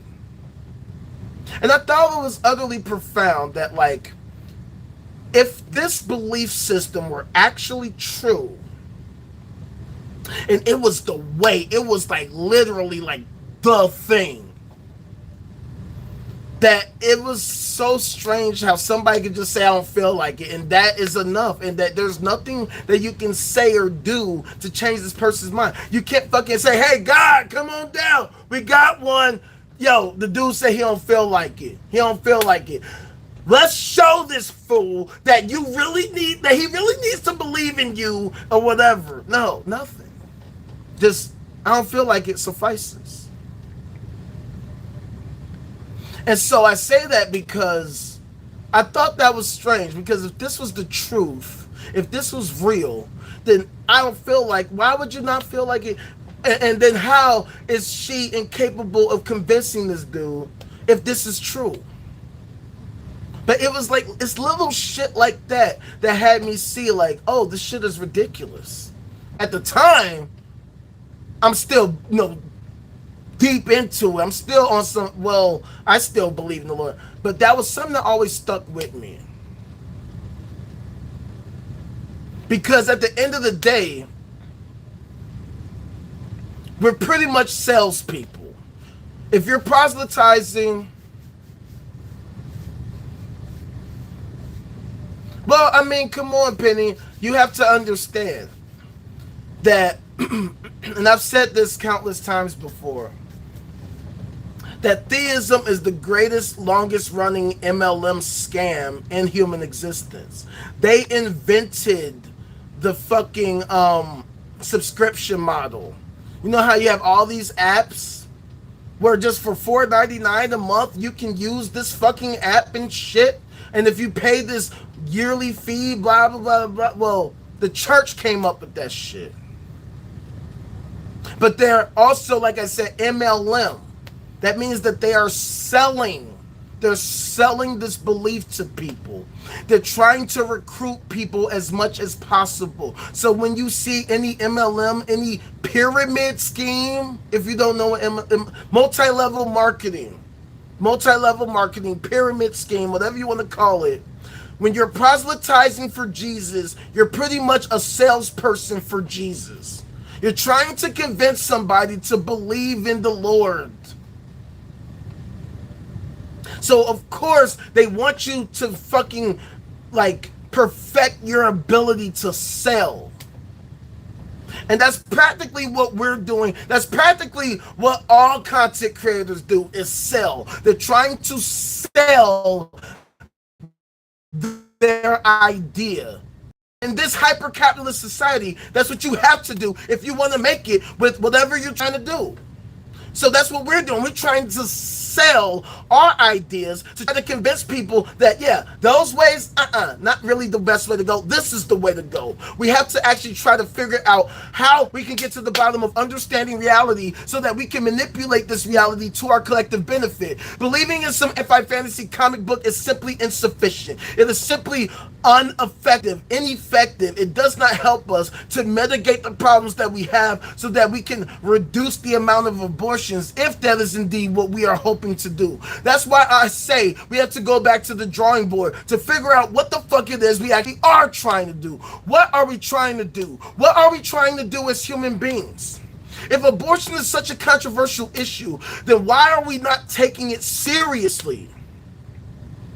You can't solve a problem if your worldview is compromised to begin with. I mean, well, you can, but it makes it very, very difficult. It overcomplicates the situation because your belief system compromises your ability to be logical. Even though people can compartmentalize, people can believe nonsense and still act practically in other ways, it is still difficult to actually fundamentally solve all these different things when you have people who are unable to compartmentalize, which is damn near everybody. While some theists can become doctors and lawyers but still fucking do their job properly, not everybody allows it. I mean, not everybody's capable of that. And that's another thing, Jamie. That's another. See, I say this shit all the time.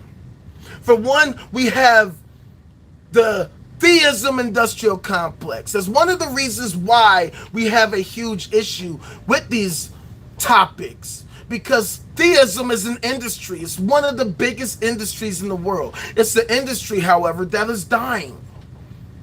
It's an industry that is dying. That's why they have to market their shit now. That's why we're seeing He Gets Us ads now. That's why if you travel across the country or if you live in the South, you see big billboards promoting Jesus. Hell, even here in Chicago, we see billboards about Jesus and all this type of shit. They have to do that because they have to sell their bullshit. See, if the Lord was real, He should be able to sell Himself with relative ease to the point where he doesn't need to sell himself. It would just be the truth. That's why I say it's the longest running MLM scam in human history. Because if they didn't sell it, who the fuck would buy it? Who would buy into this shit? So as a result of the theism industrial complex, a lot of theists get into politics. They get into positions of politics. And not only that, you have the many, what's it called, super PACs and whatnot. You get the think tanks. You get the Americans for Prosperity. You get the fucking, what's it called? The Family Council. What is it? The one by the Koch brothers. You know what the hell I'm talking about. I've done videos on them before. But you get these organizations, you get these individuals that donate to politicians so that they can continue to give the churches all the benefits that they possibly can get, so that they can continue to have such a huge impact, so that they can continue to persist and continue their way of life, continue making money. That's why they're able to have tax cuts. That's why they're able to get tax cuts, or not even, or just operate tax-free. They're tax exempt, and yet they violate their tax exempt status countless times because churches are a 501c3, which means they should not be getting involved in politics at all. But yet, what do we see all the time? We see politicians going to churches to preach their fucking bullshit, either their religious bullshit or their political bullshit. Hey, vote for my guy over here, or vote for me. I'm going to work for you. Right? And we see politicians of both sides doing this. Okay? We see, when I was in church, when I was a believer, I still remember to this day. One day we were at church and Senator Barack Obama came to our church, talking about his fucking political bullshit. This is before he even started running for president. Right? And we're supposed to have a separation of church and state, and yet we are a nation that is hyper fucking theocratic, where they literally are working diligently to try to establish America as a Christian nation, despite the fucking Constitution saying in the First Amendment, the very first thing it says, we shall make no law. We shall make no law respecting an establishment of religion. And yet now, what do we see? Christian nationalists trying to make America a Christian nation, coming up with Project 2020, 2025s and shit like that to try to make America a Christian nation so that they can influence our policies. And one of the chief things that they want to do is to try to eliminate or ban abortion outright. Which is why Roe v. Wade got overturned under fucking Biden, who is currently in office right now. You'll see Democrats talk shit about Project 2025, but you'll never see them address the underlying issue that it's a Christian nationalist agenda. You know why? Because Democrats are Christians too. Kamala's a Christian too. And if I'm not mistaken, her husband is a fucking Jew or something like that. These people have compromised positions, which is why I don't support the two-party system at all. Because whether you have Democrats or Republicans, it doesn't matter. All their beliefs are compromised because they do not want to help make America great at all. They do not aim to help us become a Kardashev Type 1 civilization. You don't see people having these conversations or encouraging that we have these conversations so that we can actually effectively and officially mitigate these issues, that we can get to the bottom of these things. And so that is why I created the No Cap Zone. So that we can have a place where we do talk about these things, where we can actually address these things in a real, serious, adult-like manner, where we can actually talk about these difficult topics without all the fucking, taboo, No, we actually get real with these situations. We actually get real. We have to have uncomfortable situations because the future is going to get really motherfucking weird. Oh, I didn't even mention, I forgot a huge part of this abortion debate that I completely forgot. Even Claude didn't mention this to me, but I just thought of it. Stay with me. Hell yeah, you do. Because we're real. Real ones know. Real ones get it. That's why the real ones love the no cap zone, which goes to show you why we're just such a small knit crew. Because a huge portion of our society is fake as fuck. That's why they hate the no cap zone. That's why they ran us off of TikTok. Because they couldn't stand the fact that we were growing so strongly and that we were actually building a following, because they want to keep things as fake as possible. But yeah, like I was saying, a huge futurist concept. Sex robots. VR sex. Apps, porn, simulations, on some fucking Demolition Man type shit. We pull on the VR headset and we can get it cracking in our minds. Maybe that can help mitigate a lot of the different problems, or use these different VR apps to help shape people's thought patterns or help them actually act out their fantasies. Maybe they need to act it out in the app. Maybe that's part of the transitional fucking process towards actually mitigating or changing the genetics of the beast, whatever the case may be, right? And then that calls into question things like, well, would it be ethical to have such an app? Wait, you're going to have the CP version 3 app? I don't know. That could be fucking crazy. Because now you have to simulate that. But then it's like, well, what's the alternative? Them fucking kids in real life? Or the animal porn app? Like, because it can help mitigate people who are into the bestiality. Maybe they need to act out their fantasies in the simulated environment so that they don't do it in real life. Or what if this app has the unintended consequence of just helping to further or enhance their desires? Maybe it has the opposite effect. It only makes them more obsessed with their shit. Who the fuck knows? Who knows? But at the end of the day, we gotta have these conversations. Exactly. We definitely gotta test these things. And we definitely, because different things affect different people differently. Maybe for some people, it helps to scratch that itch that they have, right? Because we know that there are those of us who don't act, or at least that try not to act, but then they just can't help it. And then there are those who, oh shit, oh man, Mike, yo, Mage, you missed a fucking lot. You missed a hell of a lot, fam. This one's a doozy.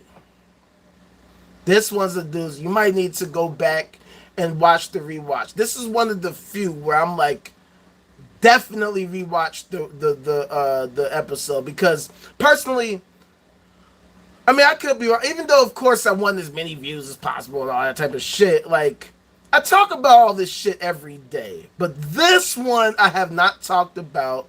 This was Silk's idea. I'm gonna give him the props. He told me yesterday, hey, this is what you should talk about tomorrow, and I'm like, you know what, you gotta, I like the way you think. Thank you, fam. Thank you, fam. But, I mean, I really don't like, I mean, like I said, I like people, obviously, to watch my shit, but, like, to me, I feel like the thing about the lives that makes it great is that we do it live, because we talk about this shit every day. But on this particular one, I have not talked about this. I haven't touched on this, and this is a fucking great one, I think. Now, maybe I could be a bit long-winded, but I feel like we have to unpack these things and get real nitty-gritty with this shit.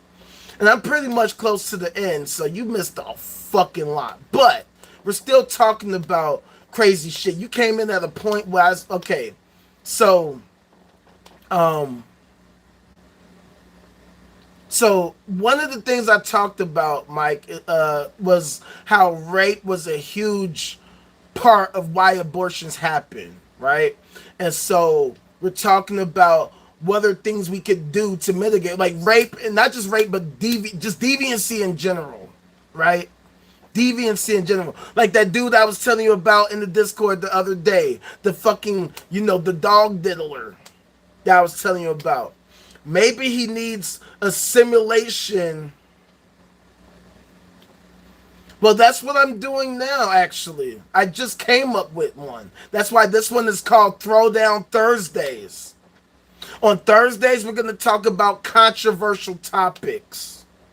So today, why not start with one of the most controversial of them all, like abortion? Abortion. You feel what I'm saying? So this is the first one. Yeah, like Mike, we are evolving and improving and constantly doing it better and bigger. This is what we're going to start doing. Oh, yeah. Like, this one to me has been one of them ones. Like, this is one of them ones. Like, we've been getting it cracking. We've been getting it cracking. We've been having a fantastic conversation. So, yeah, so deviancy, right?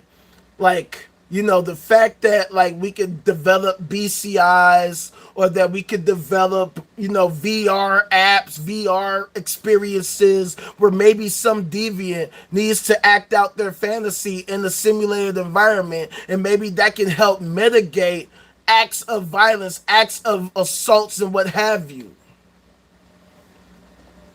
You feel what I'm saying? Maybe that's the type of shit that we need in order to mitigate these assaults that cause young kids, that cause women and whoever to get impregnated, that, you know, influences them to get abortions. Because it's bad enough suffering from that type of situation, but for some people, they can't handle the fact that they're bringing to term the child of their assaulter. Especially in cases of incest, really super taboo situations where it's like, oh, I'm having a kid with my dad, so this kid is my kid but also my brother at the same time. That's fucking mind-fucking type shit.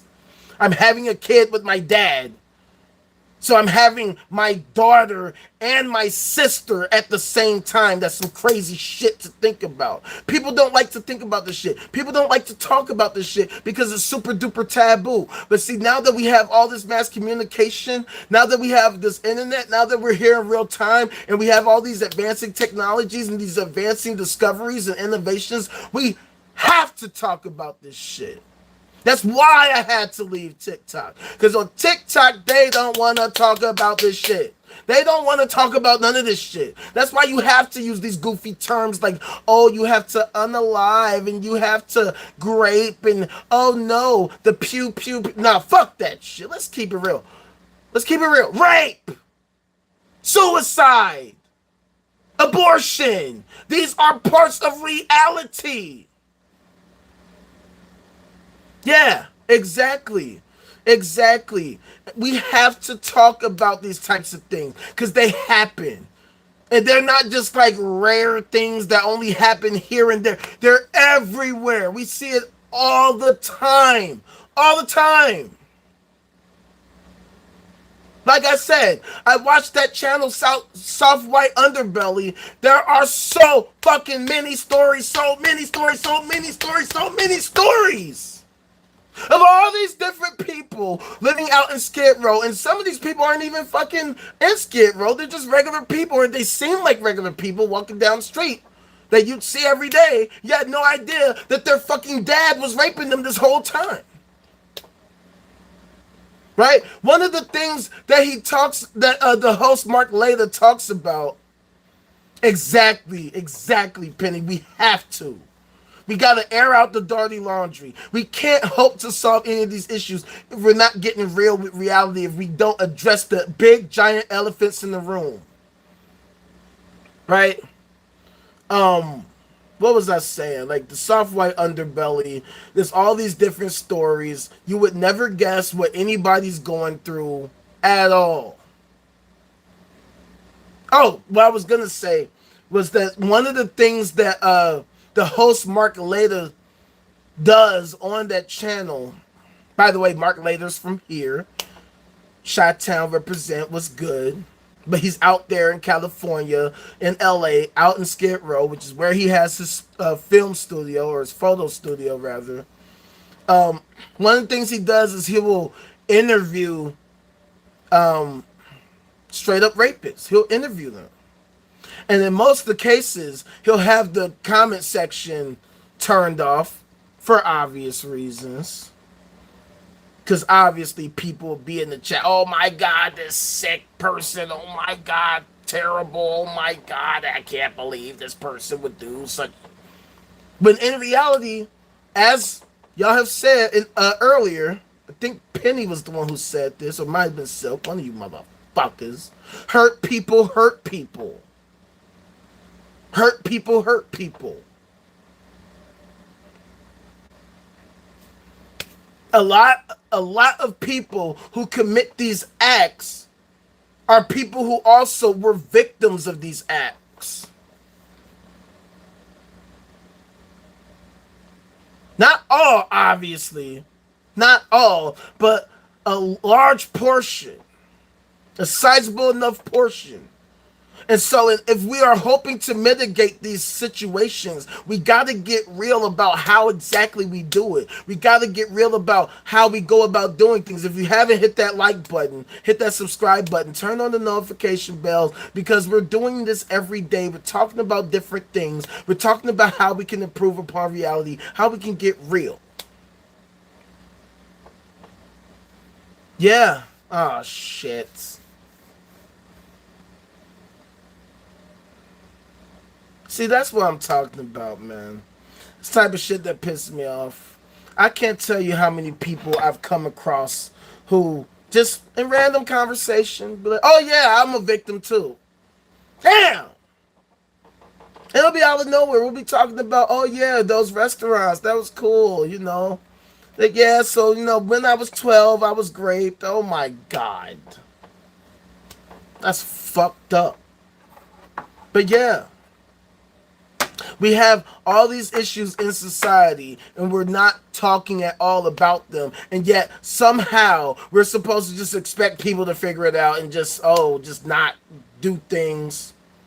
Yeah, for real. Like, I hate hearing that type of shit. And there's nothing I can say. Nothing I can say. Oh, damn, I hate to. I'm sorry. Like, there's nothing I can say. There's literally nothing I can say, which is why I don't really try to say shit. I know. I'm just saying, like, you know, people like people love to offer their thoughts and prayers. Oh, Penny, I'm so sorry that happened. I'm thinking about you. That's not gonna stop what happened to you. That's not gonna reverse what happened to it. I mean, if it makes you feel better, then great. You know what I'm saying? But like, what I say is not going to change what you have experienced. I hate when people try to do that with me with different things, but that's why we build a community. That's why we need community. That's one of the things that we've gotten away from as a society. We got Wi-Fi, but the people don't connect.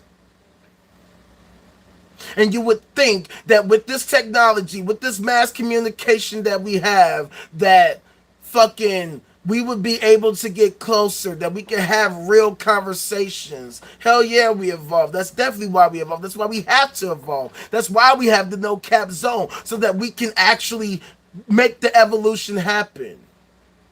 By having real conversations about all this shit and not just dancing around these issues or pretending like these issues don't exist or fucking virtue signaling with bullshit.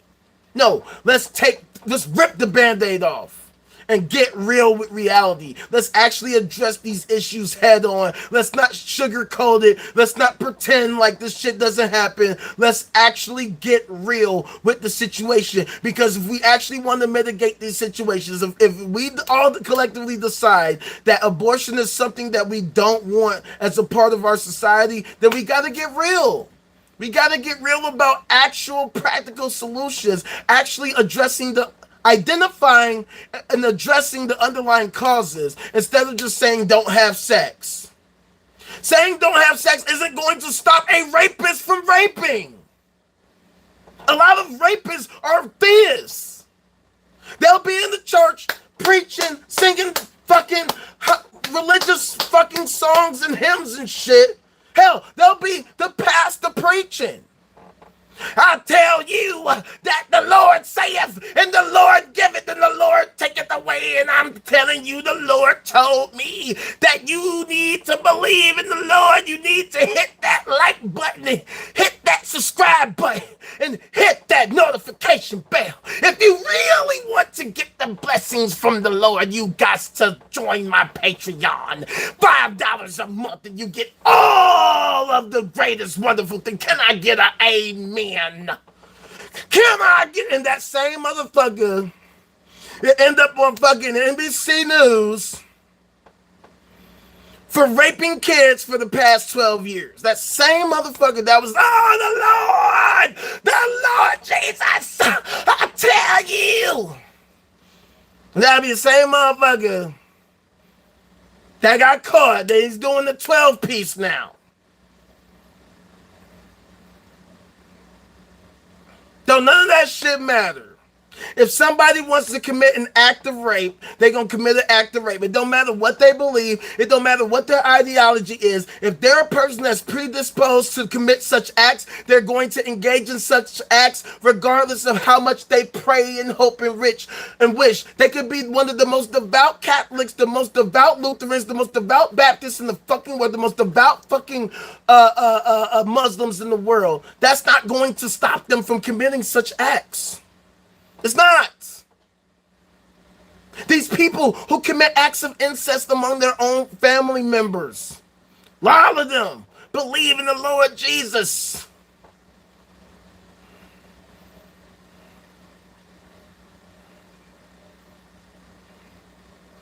Hell yeah, that's exactly what we doing around here. We gotta build community. That's what the fuck this shit is all about. That's what it's all about. So that's why we got to go back to the drawing board of reality, because somebody saying that some supernatural fucking entity or being talked to them and told them something does not solve any of these problems. That's why we have the no-cap zone, because these fools have been preaching the same goofy shit for literal eons, and they have not solved any of these problems. If the Lord really was interacting with the world, well, first of all, if there was a such thing as the Lord to begin with, if there was actually such a thing that existed, and this thing really wanted these problems solved, the Lord could just solve the problem by himself. He's the great designer. He's the great programmer in the fucking sky. So if he saw that there was a bug, if he saw that there was a feature that he didn't like, he could easily just debug the shit. He could just change the shit. He could say, oh shit, people getting abortions, I don't like that shit. Okay, hey, everybody, don't do that shit. Here, I'm going to fucking give y'all this. I'm going to give y'all the manual. I'm going to give y'all the fucking strategy guide to life so that you all can live like this and not have to have abortions. I have all these different things I brought for you so that you don't have to have abortions. Or he could just change the code and just eliminate abortions from reality. Right? Or if there was a fucking thing and it really wanted us to eliminate abortion, why would it not give us clear instructions on how to do so? If it was really intending on this happening, why wouldn't it just say, hey, everybody, here's what y'all can do.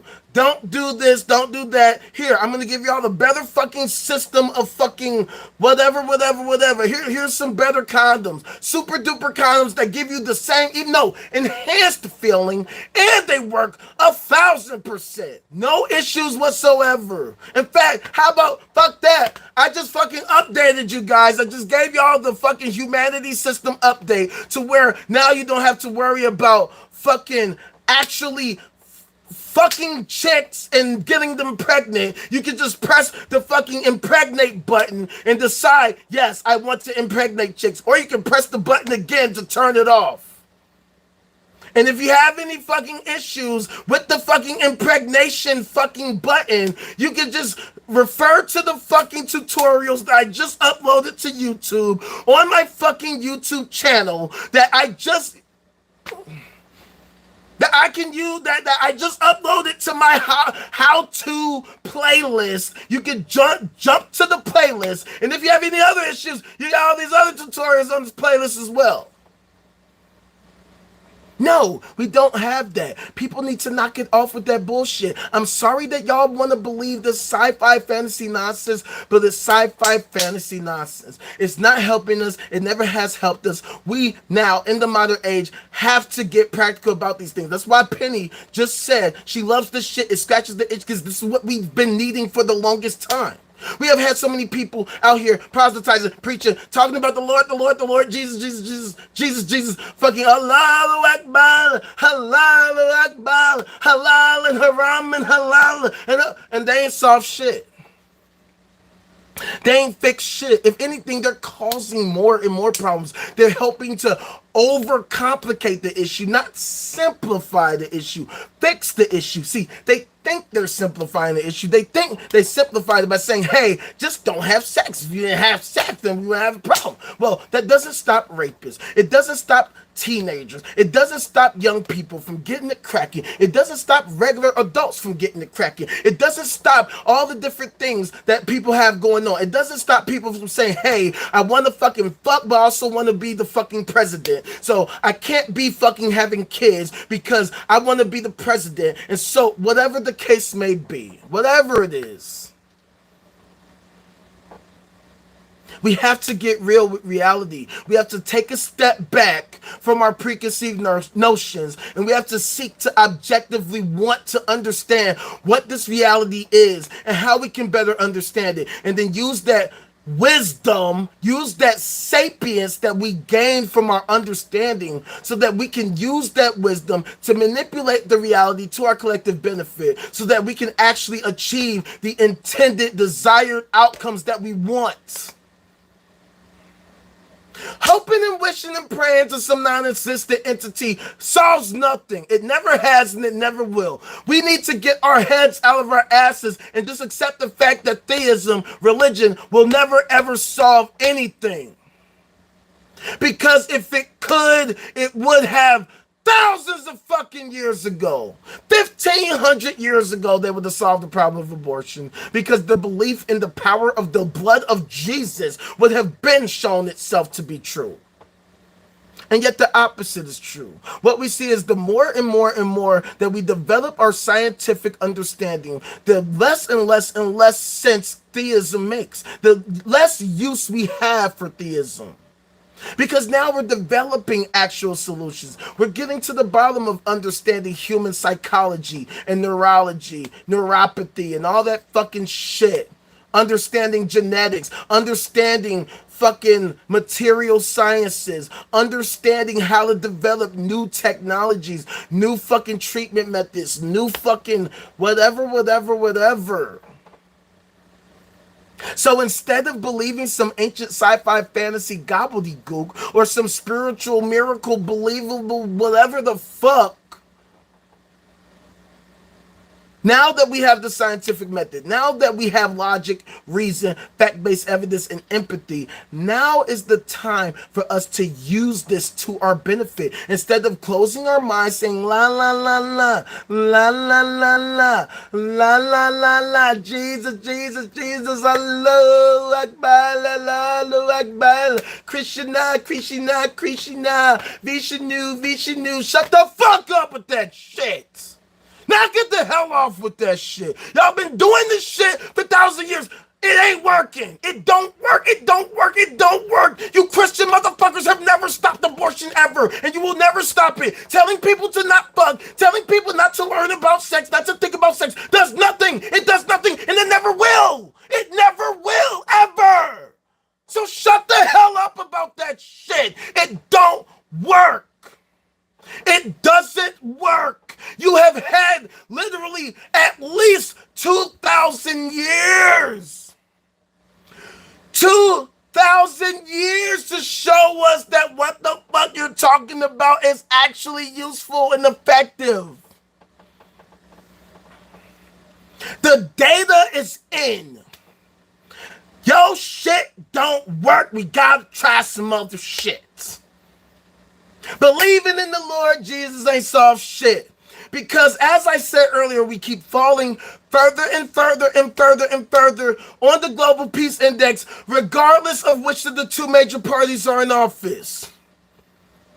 And it just so happens that these two major parties are constantly run by the theistic asshats who keep selling us out to the rich, the banks, and the corporations, because the theism industrial complex and the military industrial complex, the pharmaceutical industrial complex, they benefit from our current state of human misery. If we truly, truly want to end abortion, that means we actually have to improve our quality of life. We have to improve the state of humanity. We have to improve our ability to understand the nature of reality. We have to continue to innovate new technologies, new treatment methods, new ways of addressing the various underlying causes of abortion if we want to end abortion. Otherwise, what the hell are we doing? What the hell are we doing exactly? What are we hoping to accomplish?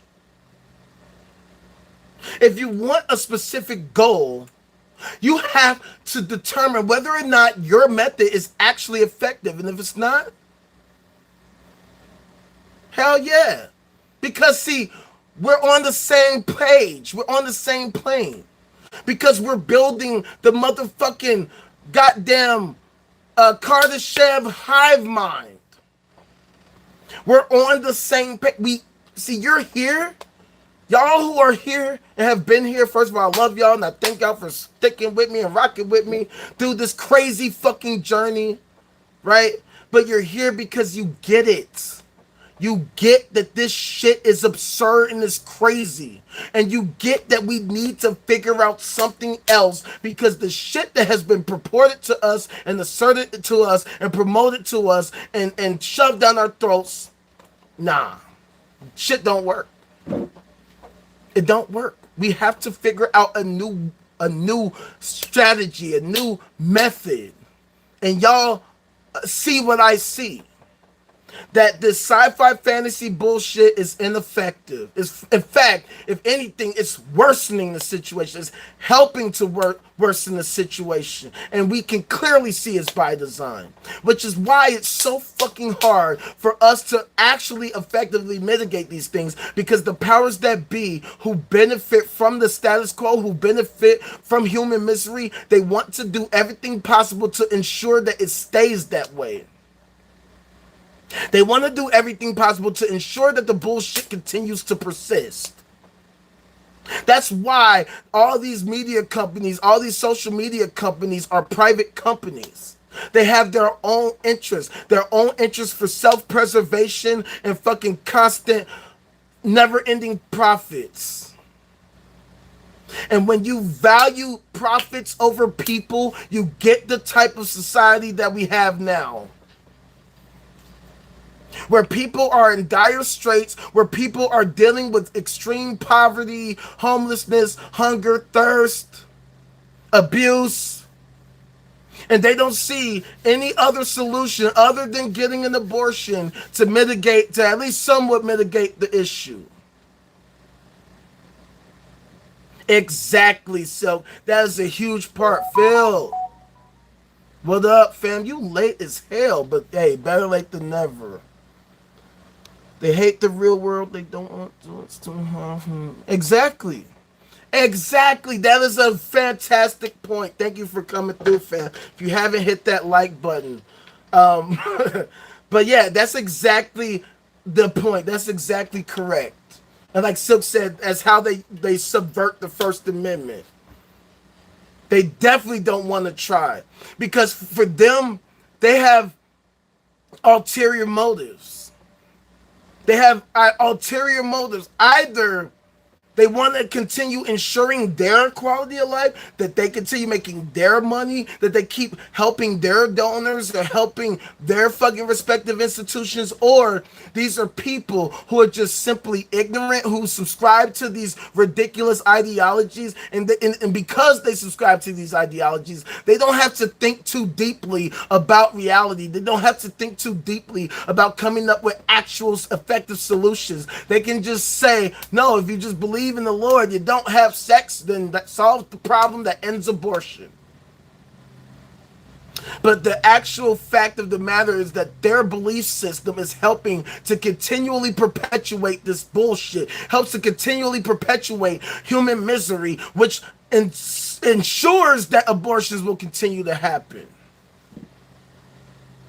And not only that, and I didn't even touch on this part, even though I've been streaming for 2.5 hours.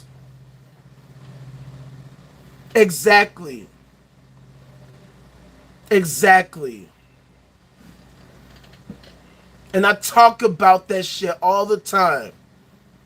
If they're willing to censor speech about this specific issue, you don't think that they're fucking doing it for every other issue or all types of other issues? Especially considering what many of you have witnessed me go through on TikTok. Especially when I would start to criticize the Democratic Party and the fucking president and the vice president. Yeah, that definitely happened, Benny. That definitely happened. I showed them, I talked about this the other day. We talked about this the other day. Zuck admitted this shit straight up. And it's been happening. It's been happening. The first time I was ever put in social media jail, I've talked about this, was back in 2012 on Facebook, because I made the post and I was literally listing many of the failures of the Obama administration up to that point. And this was publicly available information. It just so happened that I just made a compilation on this post, and then they put me in Facebook jail for 12 days. That was the first time I was ever put in the social media jail. Exactly, Phil. That's exactly the case. And I talked about this the other day. It gave us a framework for understanding reality at a time when we were largely ignorant, where we didn't have the fucking scientific method, and we didn't understand why things were happening. We didn't understand why tornadoes were happening and why people were dying from fucking ALS and cancer and all these different things, catching viruses, catching the flu, and we didn't even know what the fuck they were. We had no idea that these things are happening. So people came up with these ideologies as a way to try to explain things. But then we constantly evolved and improved our ability to understand the nature of reality via the scientific method, via innovation, via developments in medicine. And that gave us a better, more effective, more accurate understanding of reality, so that now we're beginning to understand things at a more and more rapid pace. But the problem now in our society is that here, at least here in America, we've become a nation that is scientifically and mathematically illiterate as fuck. To the point where people will outright dismiss the scientific method. People have accused me of being an advocate of scientism. Exactly, we definitely not. That's why we here in the no-cap zone, where we keep it all the way funky, where we get into the nitty-gritty, where we have these conversations, and even though sometimes they can get uncomfortable, they can get weird, they can make you feel a certain way, If we want to advance as a society, we have to have these conversations. We have to get real about it because things are about to get fucking crazy. Things are about to get crazy. As an example, and I've talked about this before, right? Check this out. So, one of the biggest issues, and this is kind of unrelated, but in the same vein, animal rights issues. As an example, there's the concept in science called uplifting, right? This was part of the movie 2001: A Space Odyssey. The fact that like aliens came to Earth and showed our fucking ape-like ancestors how to use sticks, right? Which is kind of like a primitive version of uplifting. Even though I think that was stupid as fuck. Why would aliens come all the way here to fucking teach monkeys how to use a fucking stick like they couldn't fucking just figure it out, right? But the concept is the idea of uplifting, right? If, say, your pet, your dog, your cat, your fucking turtle, if you somehow came up with the ooze, like in Teenage Mutant Ninja Turtles 2, and then you can somehow use this to uplift an animal to the point where they become human-like creatures with intelligence and understanding, sentience and sapience at a level similar to us, right? And then at the same time, you get these furry motherfuckers that can fucking modify the genetics to where they can become actual furry-like creatures. And they decided, hey, this super duper rat, well, I'm a super duper rat too. I want to have sex with this super rat. Is that ethical? Is that unethical? Because one of the issues we have with bestiality, obviously, is the fact that animals can't consent in, a way. Right? But at the same time, if you uplift an animal and then this person, modifies their body to where they're animal-like, well, then how can we say that's even bestiality? It gives me the ick. It gives me the ick. But that's what I'm saying, though. There are these people out there like that. Like the guy I said earlier, the dog diddler. Well, if you can uplift the dog and then this person can become a dog-like creature with transhumanism, with fucking genetic modifications and what have you, is that bestiality? Is that ethical? Is that okay? Is that something that we would approve of? If Brian from Family Guy met Cindy, who got her fucking nanobot upgrades that allowed her to grow fur, and they decide to hook up,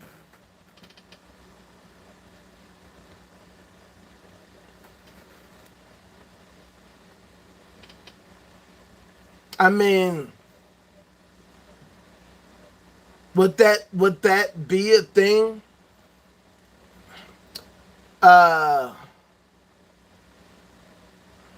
Yeah, I mean, but when it comes to the mind, different people think differently. You know what I'm saying? Different people are going to have different views on all these different things, which is why we need to talk about it. Phil, that would be dope. But see, here's the thing. We could help ourselves. We don't need help from others. We have everything we need to make this shit happen. What we need is for people to knock it the fuck off with the capping shit. Yeah, it is twisty. It's a mind fuck. Because so allegedly he did that. But this is why we have to have these conversations. Exactly. Teen Wolf type shit. You know what I'm saying? But like, with new technologies and new innovations with VR technology and all that. This is why we were talking about abortions, why we were talking about people who are deviant, sexual assault and all that. Because if we're trying to mitigate these issues, we got to get to the bottom of not only addressing the causes, but then potential solutions. If VR technology is able to help mitigate these issues, either by helping to retrain the mind or to allow deviants to indulge in their fantasies in a simulated environment, why would we not want to do that? Or at least consider it? Why would we not want to consider it and talk about it if this could potentially mitigate the type of sexual assaults that influence a lot of abortions to happen? Right? If somebody is suffering from the Oedipus complex or whatever, right? Somebody wants to get it on with Mom Dukes. You know what I'm saying? Fucking, what's his name? The Lannisters want to fucking get it cracking, brother and sister. Hey, sis, that ass is looking fucking fat. Oh my God, let's get it cracking. Well,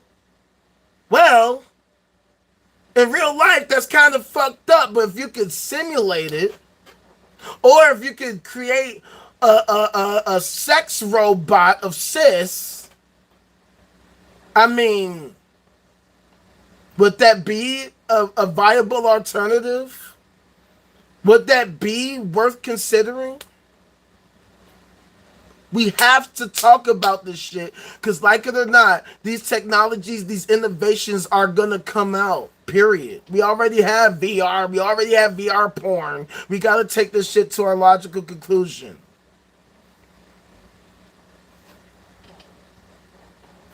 Exactly, Penny. It could be, right? It really sucks to have to think about, like, oh, whoever would have to program that shit. But as we've seen, there are plenty of programmers that are into the fucking, you know, of the kids and other, yeah.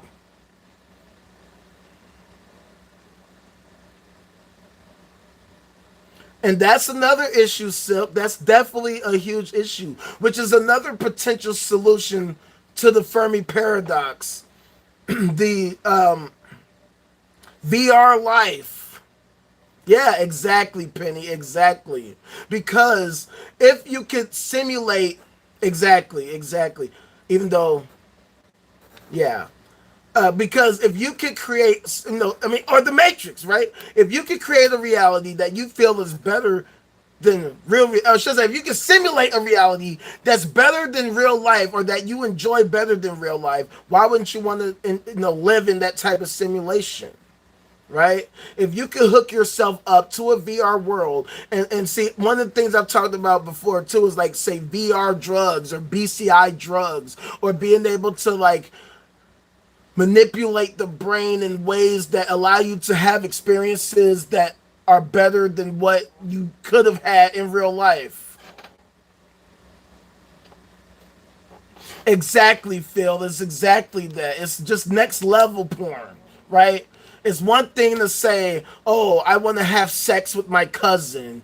It's another thing to actually do it, right? But if I could simulate it, what's the harm?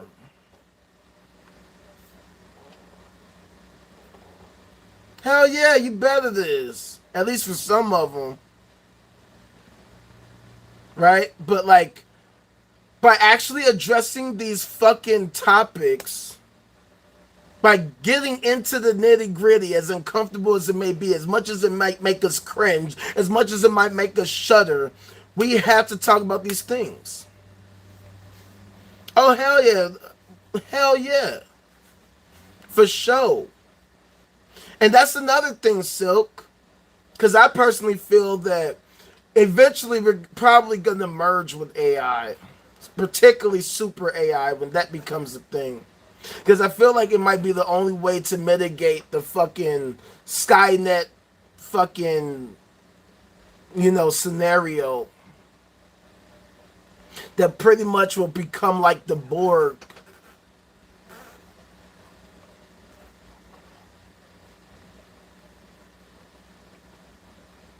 See, at the end of the day, when it comes to these controversial topics, we gotta get real. We gotta get real with reality. If we can accept reality for what it is instead of just how we want it to be, that makes it so much easier. Hell yeah, I've seen the movie Her. That fucking movie's dope as fuck. It's a mind fuck.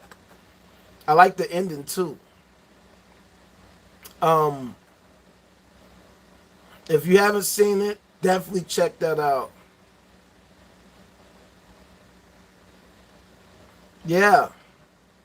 And of course it opens the door to like say, like we talked about sex robots. Exactly, right? Exactly. Like that's why we have to have these conversations. Definitely do it. Oh, it's definitely a great date night movie. Definitely a great date night movie for sure.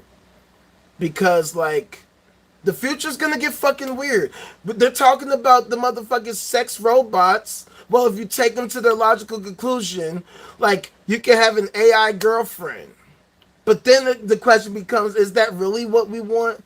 Because if the AI becomes more advanced, she might become more annoying than the actual woman. Because now she's going to be telling us the truth, and she might tell us the real truth about ourselves on a super advanced level. She can say, yeah, so your blood pressure is this, and you don't fucking eat right because you had this and that, and you did this and that, and you don't keep it real with yourself. You don't keep it real with anybody else. You do all this fuck shit, and plus, I've been able to look into your past and your past memories. That time when you were 13, when you did this, you did. Yeah, I know they ain't. People ain't ready for all that. That's why we got to start having the conversations now. We got to start having the conversations now. Because shit's gonna get crazy. It's gonna get crazy. It's gonna get bizarre as fuck. People think that trans people and drag people and all this type of shit is weird now. Oh my god. Hell yeah, exactly. So, like, that's exactly the type of shit that we might have to deal with super AI and shit. See, this is the thing about the current state of affairs right now. People are so afraid to address reality as it is, to accept reality as it is, because people are dealing with traumas. People are dealing with things that they are super duper ashamed of. Exactly, Silk. Exactly. There's a lot of history, a lot of... Shh, don't talk about Grandpa. Don't talk about fucking Grandpa Joe. That's a family secret. We don't talk about that. We don't talk about the fucking secret family that he kept in the basement. We don't talk about the fact that he was raping his granddaughter. It's so difficult for us to keep it real with all that shit because we have this hyper-normalized society where everything is superficial and plastic, where we pretend like everything's so perfect and wonderful, but we don't talk about the real shit. We don't talk about the real world shit. We don't actually perform the thought experiments and try to get real deep into the fucking potential future. Because the future's going to get crazy. That's why, exactly, Silk, that's why we had to have the no cap zone. Because if ain't nobody else going to talk about it, we going to talk about it. The shit's ugly. The shit's disgusting. The shit is horrible. We know. But if we want the future to be awesome and amazing and dope, then we gotta get down into it. We gotta get into the nitty gritty. We gotta get down and dirty. We gotta get dirty. All of this Disney fucking bullshit, all of this sci-fi fantasy bullshit, miss me with that shit. Okay, instead of Disney, we gotta get Miramax with this shit. We gotta get real with this shit. We gotta get on some adult shit. We gotta act like adults. Because if we want the future, if we want the youth to understand and carry the torch, they got to get real. We got to get real with them. Hell yeah. Hell yeah. Just wait until the no cap zone. We actually do have VR caps. And it's going to be the most ironic shit in the fucking world. We're going to be no capping with giant VR caps on. At least until the VR advances to where it's a motherfucking brain implant or some shit. some kind of BCI where we can just toggle the fucking VR versus reality switch, or whatever we decide to do, however we decide to do it. Facts. With the alternate reality and all that shit. So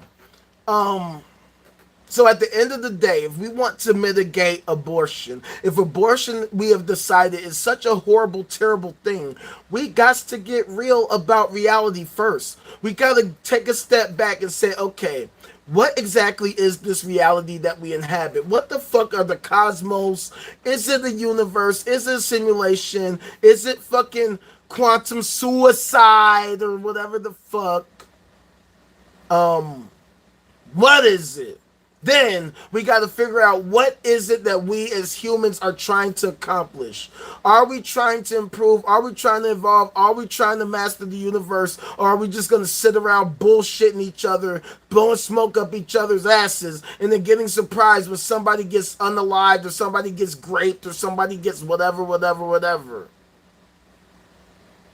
So that's why I venture to say we need to be aimed towards, at least in the near term, focusing on becoming a Kardashev type 1 civilization. Because in terms of working towards these type of goals, they force us to get real with reality and to focus on actually solving these issues in a tangible, meaningful way so that we can evolve, so that we can not only ensure our survival, but create a well-functioning society for ourselves that is conducive to the evolution. There's so much we could accomplish, right? And like I was telling the guys in the Discord the other day, I liken humanity to my experience on TikTok, right? I barely even got to really reach my potential on there with the type of growth that I was getting, right? And I would hate to see humanity fail to reach its potential because we were too stupid to not get the fuck off with that capping shit. That's why I created the no cap zone. Because we have a strict dress code. Knock it the hell off with that capping shit. If we want to improve society, we have to get real with reality. And here in the no cap zone, we want to get real because we want reality to be awesome. We are not focusing on, the end times. The end times. What the fuck are y'all talking about? No. We don't obsess over death over here. We obsess over life and how we can improve upon it, how we can make it better for the totality of us, or at least for the majority of us, right? There's gonna be some of those who's gonna be like, fuck, I love this fucking dystopian shit. This dystopia was so amazing and it made my life wonderful. It made me feel so good because I was able to be one of the top dogs in this dystopia. But now I gotta fucking share with these plebs. Well, maybe that's what we need. Maybe some motherfuckers are gonna have to suffer because they want to be fucking grab all the fucking, they want to hoard all the fucking resources and all the wealth and make it difficult for us to actually figure out actual solutions because they benefit from the current state of human misery. So here at the No Cap Zone, we ain't with none of that shit. We want to actually work towards improving our society, working interdependently with synergy. By getting to the bottom of reality, we have all this access to information, we have all this multimedia, we have all these tools at our fingertips, and we have barely scratched the surface in terms of reaching our potential as individuals and as a human race, as earthlings. We are barely scratching the surface in terms of what we can do. And it's time that we push humanity to its evolution. If we want to end abortion, if we truly want to end abortion, that means we have to make society awesome. And if we want to make society awesome, we have to knock it off with the bullshit. We have to knock it off with the sci-fi fantasy bullshit. We have to knock it off with the party loyalty bullshit. We got to take a step back and decide what is it that we want. Here's our list of demands. We want to see these solutions happen, and whoever agrees to these solutions That's who the fuck we're fucking with. Whoever says they are 100% on board to helping humanity become a Kardashev Type 1 civilization and beyond, that's the party we're going with. We need to advance as a human race, and it starts now. It starts with us getting real reality. So if you haven't already, make sure you hit that like, hit that subscribe, hit that notification bell so that you can be updated on any future posts and what have you. Make sure you join that Discord. The link is in the fucking page. We're going to be heading there after this fucking live. Right? We're gonna be heading to the Discord. We're gonna kick it, shoot the shit, watch some mind fucking breaking videos, some emotionally heart wrenching videos, and we're gonna build community. Check out the Outrageous EP. Oh yeah, before I say that, check out the Outrageous EP available on all streaming platforms. Also, if you do join the Discord, check out the Ultimate Rage Furious Styles Volume 1 mixtape, which is available on the OD9 Music tab in the Discord. Follow me on most social media platforms at the Ultimate Rage, X, Facebook, fucking IG, Snapchat, Threads, all that. Reddit, the Ultimate Rage, and on TikTok you can find my links in the description. Oh, one more thing, join my Patreon. $5 a month, you get access to exclusive content, behind the scenes content. You get exclusives on any updates that I have, such as the music video, which is going to be coming out soon. But if you join the Patreon, you can get all the exclusive updates on that. So, and when the video is done, the patrons will be the first ones to gain access to the music video for my song Supreme with my guys, the OD9 squad. All right. So thank y'all for coming through. Love you guys as always. This has been another edition of the No Cap Zone. If you came late to the No Cap Zone, I really suggest you doing a rewatch, because this one was a hitter. This one was one of them ones, fam. So we back tomorrow, and might be Freestyle Friday tomorrow, where I showcase my dope ass off the top lyrical skills. And I might talk about some shit. Who knows? Hell yeah, fam. So thank y'all for coming through. Join the damn Discord if you haven't already. Hit the like button if you haven't already. And holla at your boy. Thank you for rocking with me. Peace out.